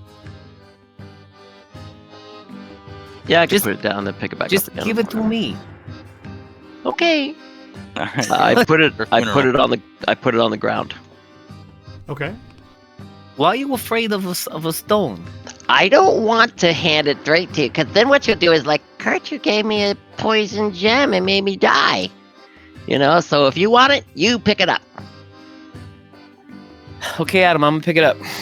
You have a jade gemstone in hand. I flip it in the air. It's quite heavy. It catches the light and shines very beautifully. And make sure it doesn't drop in the water. It does not. Okay, Makes me do a text. let's go. Or All right. let's try to go. I You should guys say. are walking out of this east path. Sure. I'm now that he has a gem, I'm trying to be real close to him. All right. So you guys exit from this east path. Are you holding on to the gem, Gale, or is it in a pocket or something? Oh, I'm holding it in my sword hand, apparently. So I have a shield in one and then my sword hand. Okay. So as you are holding it up, as you're walking, you notice the gemstone has a slight twinkle to it. And as you continue walking this direction, you find yourself back at the first place where you saw the pointer. And I'm going to move all you guys there momentarily.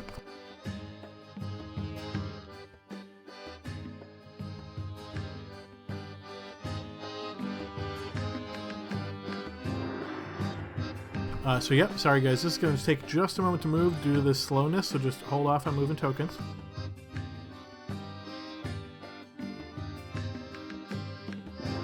It's like a 2-second delay on everything I do at the moment, a little bit annoying.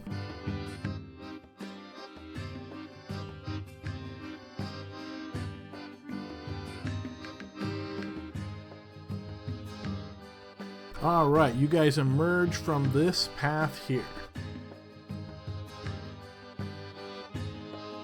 And back at the sundial.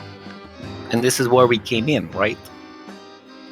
Yes, All but right. that's progress. We're not trapped in the pagoda anymore. Are there Um, still two shadows? There are, and they both point exactly the same spots they did before. Is there a place on the sundial that would maybe rest a stone? Great idea. I thought that's exactly what would happen here, but no, not at all. Okay. Is our stuff still here? No, you Do we don't see see the- the arrow and you don't see the incense. Huh. What? Wizard bullshit. Okay. Maybe hold the gem up to where the light is hitting the sundial. I mean, it's like a small gem, like size of an egg or smaller. That's so a large think of this as yeah, it's very small. So gemstone, Oh, think yeah. think of this as like the size of a quarter and like maybe 3 times as thick. Okay. Well, we still haven't done just the obvious answer, which is to follow the shadows. Should we just try that? Can we explain the orientation of the shadows again? So one is pointing this way. One is which pointing way is north the other and one? one is pointing east. Okay. So let's go northeast. Yeah, actually, that's a good idea. Maybe the convergence point. So this one's going this way, this one's going this way. So maybe we go this way. Yeah. Good idea, Okay. Bill. You If we guys- get hit by something, then I'll just say it wasn't my idea. You all walk in that direction, and let's see. Harmony, roll me 2d6, please.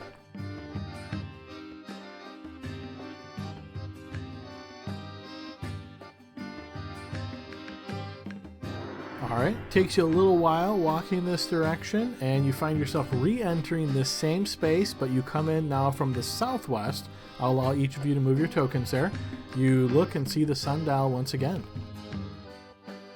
Is it the same or You different? wish to approach the sundial and look at it more closely. You I wish notice to that approach the there are sundial. now 3 shadows emerging from the sundial.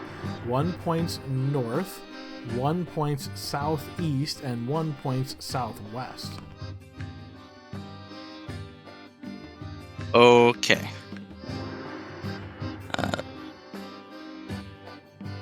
Let me think about this for a minute. And I think the jade, whatever you get out of that room gets you out of the room. Maybe that's all it does. Do you still have it, or did it? Oh yeah, disappear? I want to ask Adam, did it shimmer again when we went to the northeast? It did not. Okay, so that's why I was waiting for that, and so I think it just maybe gets us out of that. Yeah, I think it's a type of key too. But I'm gonna put it in my pocket then, Adam. So my sword hand is free to draw if Okay. needed. We can still hold on to it. Sometimes you gotta collect all the Chaos Emeralds before you can open the boss door. So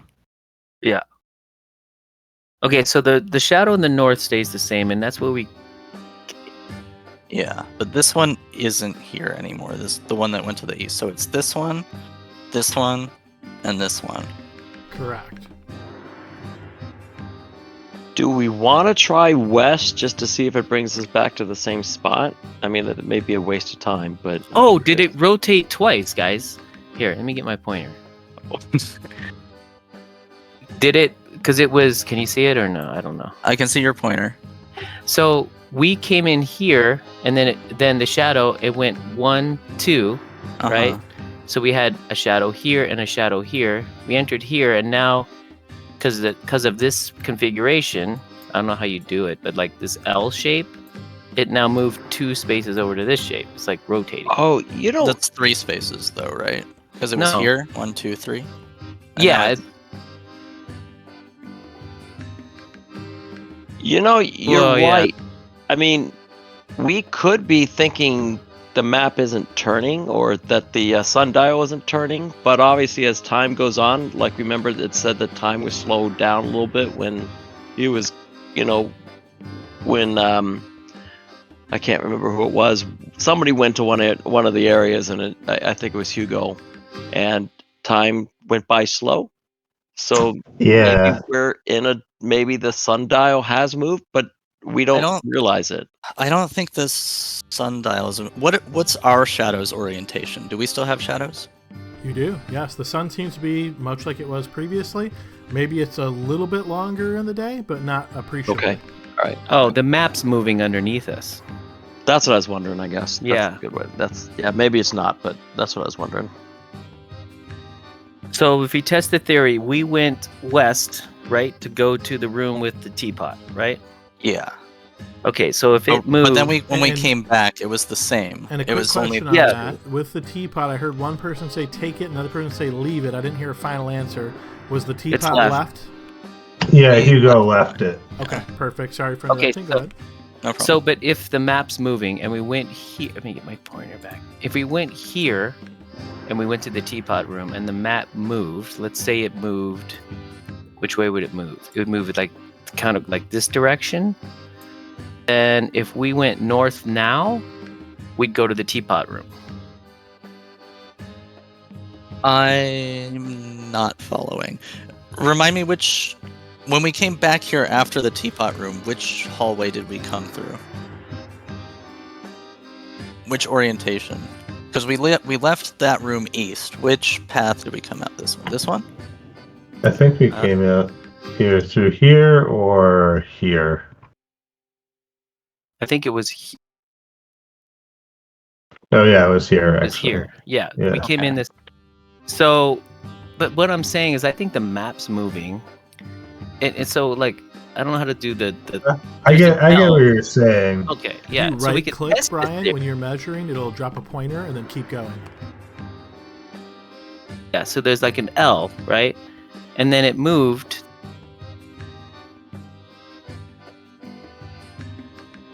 To another 90-degree angle.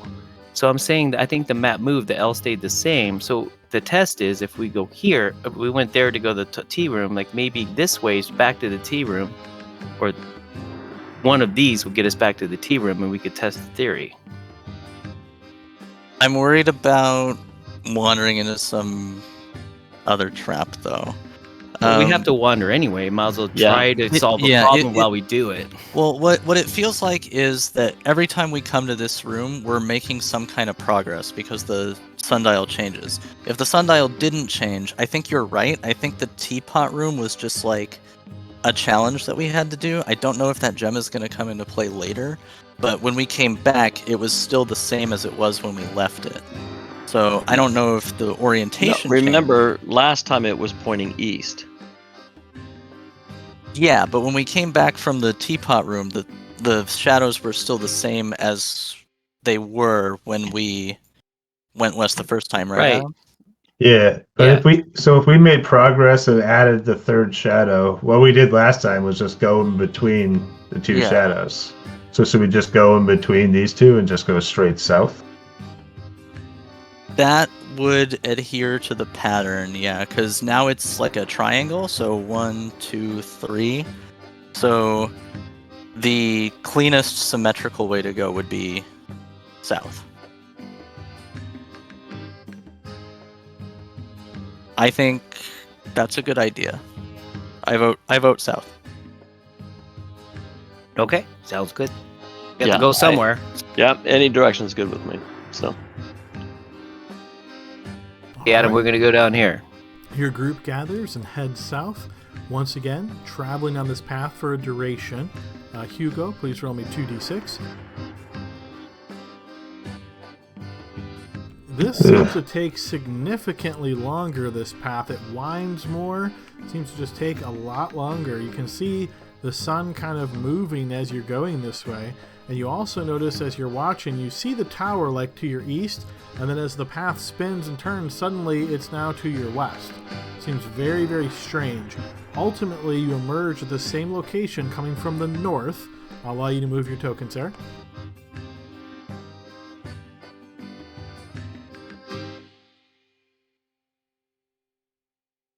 And you see the sundial stretching out before you as you enter from this way. What are the shadows doing? Is it still As like you approach and look at the shadows, you see they are now pointing northeast, southeast, southwest, and northwest. Now our heuristic doesn't work. Anyway, We go up. but we made progress again because now there's 4 4. pointers. Yeah, I think we have to make all of the shadows appear and then we'll get to proceed. Hugo wanted to go this way like 7 hours ago. Let's go this way. We're going in between the shadows anyway, right? Yeah, any place that's not a shadow might be okay. Maybe, I don't know, maybe not. well, remember last time we went the opposite way of a shadow, and that's where we've got this gem. I don't think that really. I think the helps, gems but- are just get Right, back but it's- to the but it's- thing. right, But but this it's is the the only. shadows, right? Yeah, so Yeah, there's careful with that really one. no shadows in the cardinal directions. Right. Yeah.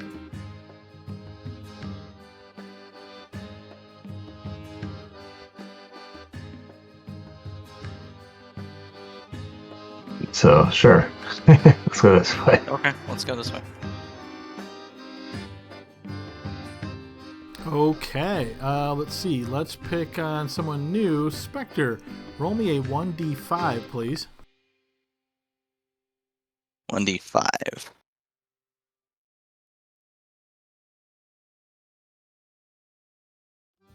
Okay.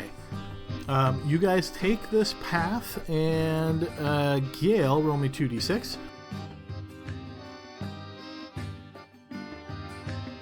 Sorry, guys, I'm a good roller. Once again, this seems to take a significant period of time as the path continues winding. Nobody move your tokens. Ahead, you see a bubbling fountain filling the pathway. Large, bright flowers grow in the hedges on both sides of the fountain, each blossom shimmering in the light. The air smells particularly fresh and sweet here. I'm going to go ahead and move your tokens momentarily. Bear with me.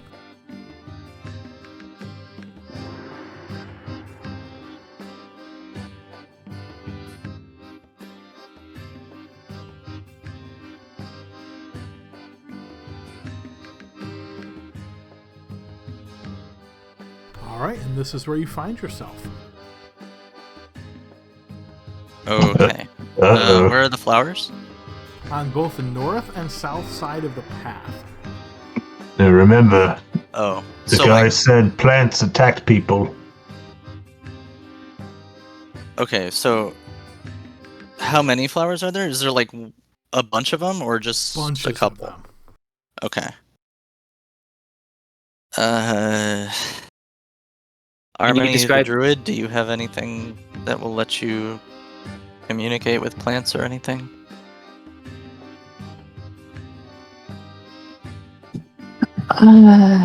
Communicate? No.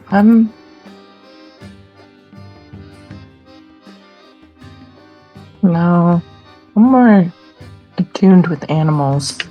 Why don't you send your cat in there? Just send your cat in there, real quick. See what happens.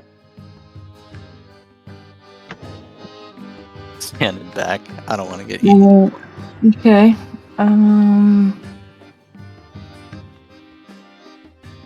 Let's find a familiar, I guess. While she does that, Adam, are we? Official. What are these? The flowers too, or are these the flowers? Like, are we in next to You are flowers step- right now? Right now, you are next to the hedge walls. Once it opens Okay. up, you can see flowers on both the north and south side of the path. And this is a active fountain. There's like It's not Or is it a wall? falling water. You just see bubbling. The water inside of the fountain is bubbling. okay.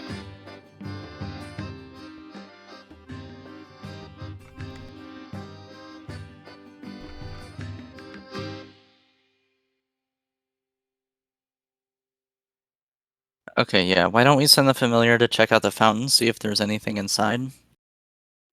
And then go from there. Casting time 1 hour.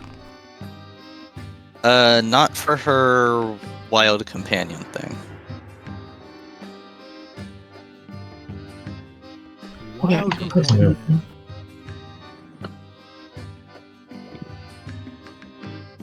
Because didn't you already have it from before? No, we never casted it. We just walked into town. As an action, you can expend a use of your wild shape to.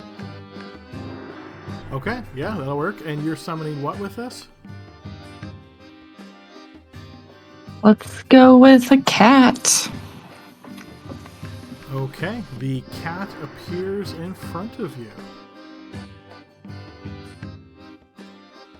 And I'm gonna say, go check out that fountain. Okay, the cat pads up towards the fountain, moving slowly, gets up to the fountain and kind of rubs its body against it, and then looks back at you and meows. Can you describe the fountain again?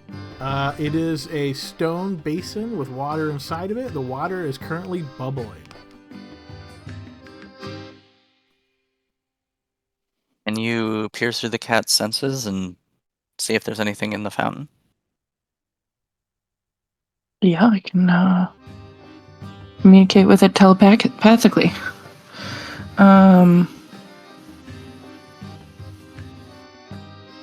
So I'm going to see and hear what it does and take a look at the water and a closer look at the flowers. So you want the cat to jump up on top of the fountain's rim? Yeah. Okay, yeah, Cat's able to do that pretty easily. It looks into the water in the fountain, and you're looking through its senses? Yeah, I'm using that action. Okay, you don't see any apparatus here that would cause the fountain to bubble. It just seems as though the bubbles are coming from the depths of the water of the fountain. Not sure exactly what that is or what that means, but yeah, you just see water bubbling. Looking at the fountains, roll me a blind check, please. Or the flowers, you mean? Yes, blind check as the cat looks towards the flowers. Yeah, the cat doesn't notice anything. There's just bunches of flowers, and you're looking through the cat's eyes, and you're trying to peer and using your own senses. They just look at flowers. And sorry, Adam, you said there's stairs past the fountain? There are not stairs, no.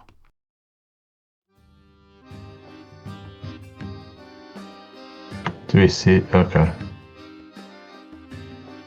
This might not do anything, but do you want me to cast light on a copper piece and use Mage Hand to throw it into the water? Mm. Interesting. Try it. Can I see a bottom to the fountain? You cannot. No, it's worth a try then, right? You'll have to step past the hedges according to my count of 30 feet, right? 30 feet. Yeah, I had to get a little closer. Nothing happened to the cat when he did it, though. Or when the cat moved in, though. So, It might be a humanoid command. yeah, maybe. I mean, honestly, if it's okay for the cat, I'm alright just going in there. It's a tried and true method. I'll just do it myself. We don't need all of us taking a risk. I'll step there, Adam, and I'll Okay. do what I said. I cast light on a copper piece, and then I use Mage Hand to put the copper piece into the well. As you do, I'm gonna lock the tokens, and Yeah. the The- fountain reacts to your magical effect. The I mean, it is coin almost lands on the 6:30, right? surface. The coin lands on the surface of the water and slowly descends. Cat Harmony can watch as the coin goes deeper, deeper, deeper, seemingly keeps falling to the point where the cat can no longer see it. Alright, so don't fall in the fountain. Damn it, that's half of a beer. Well, around here, it's more like a... I can't control the cat, but the cat is going to walk to the far edge of the hallway, like over here, and back, just to make sure that there's nothing it can trigger. It's going to kind of like cover all the various bases to make sure that there's like nothing it can step on or an area it can enter that triggers anything. Yeah, you get this strange sensation from the cat's thoughts that you're like throwing it out there to be slaughtered, but it does walk down the path and then back and then looks at you once again and meows. And then I tell it to take a drink of water. I tell Okay. it to check for landmines. It jumps back up on the rim and kind of leans in with its paw and taps it and then brings its paw to its face and licks the water and looks back at you and meows once again. All right, everything's Hi. cat safe. It's probably something about the flowers, then. If there's nothing about the fountain... Well, the fountain is magical and bottomless, but... I don't want to go down there until we exhaust I mean, all when our- I looked at the flowers up close, they looked fine through the cat's eyes. Alright. I'm just gonna risk it. Let's go.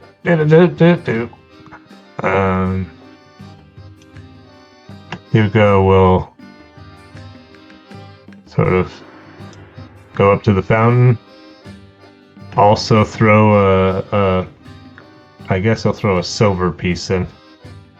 Okay, similarly to what was described to you, you notice the silver piece descends, goes down deep to the point where you can no longer see it. And he will does he have to climb over it in order to Nope. get back? No, yeah, you can just kind of edge around it. If you are trying to not step in the flowers at all, you can kind of just edge around it. Okay. So last time, guys, hold up. Last time, how did we trigger trap? By interacting with the together. thing. We all were together, sitting on satin cushions. As soon as Spectre and I take one more step forward, the trap will be sprung.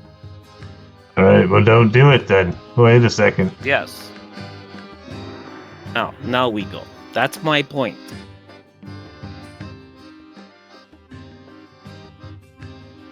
Excuse me, Kurt. I think we just lost music. Anybody else? Mine's still playing. Oh, it might be at a Okay, gap well. in the track. Maybe. Yeah, I mean it's back for me.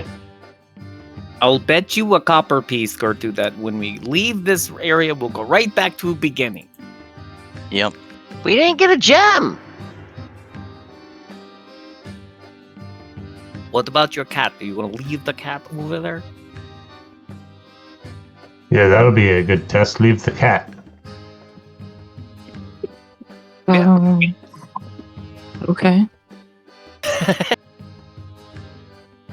All right, so you guys continue walking on this east path. Yeah, Sure, proof Sure. of concept. I have a feeling I know what's going to happen, but Yeah, let's see if we're understanding it. You emerge as you walk on this long path, and Kurtu, roll me 2d6.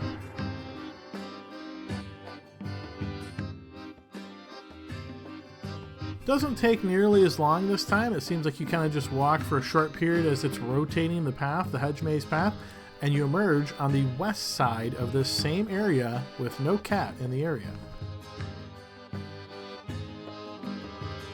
The cat is gone? The cat is gone.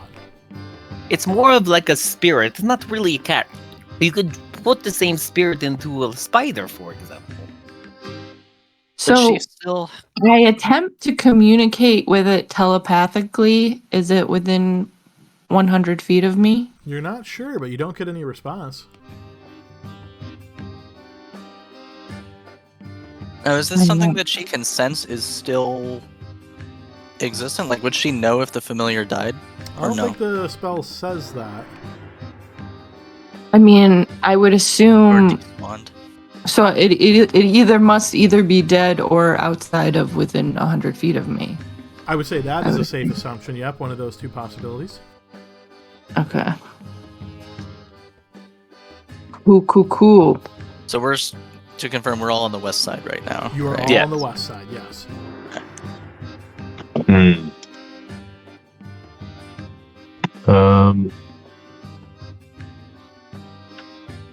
But can Hugo like look around in the flowers to try to see if there's any sort of like anything? Yes, blind check, please. As you're looking carefully here, Hugo, you notice that these flowers are quite interesting. There's a lot of greenery, but then they have these large flowers that are blooming at the moment. And you notice that in the blooming of these flowers, there seems to be a large pearl. Oh. Oh. Like in the middle of each flower? Or only one. The one that Hugo's looking at for sure right now, yes. Does it look like it just looks like a pearl, or is it like a magical thing that will be a pearl? It looks like a pearl. Hugo takes it. All right, Hugo, as you grab onto this pearl, I'm going to go ahead and lock the tokens, and you notice suddenly significant movement among the flowers. Oh, no. I bet Well- you can have it. Yeah, I don't need it. Hugo can teleport. Grab the gem and fucking warp out of there. Adam was like, "How am I supposed to put them on suspense if nobody picks up the darn pearl?" Well, the way this works is like you really can't get out of this area until you try that, because otherwise you Yeah, just keep coming yeah. back. So I knew eventually you had to get there. All right, as you notice much movement among my these God. flowers here, that's where we'll go ahead and end our session here tonight, guys. So hope everybody enjoyed tonight's session. After our little break there, we'll pick up again next week and continue on as you guys continue trying to solve the maze of Xonthal's Tower. Have a good night, everybody. Good night. Thank guys. I hope Pray you're real for high on me. initiative, Hugo. Yeah, pray for Hugo, please. See you guys all next week.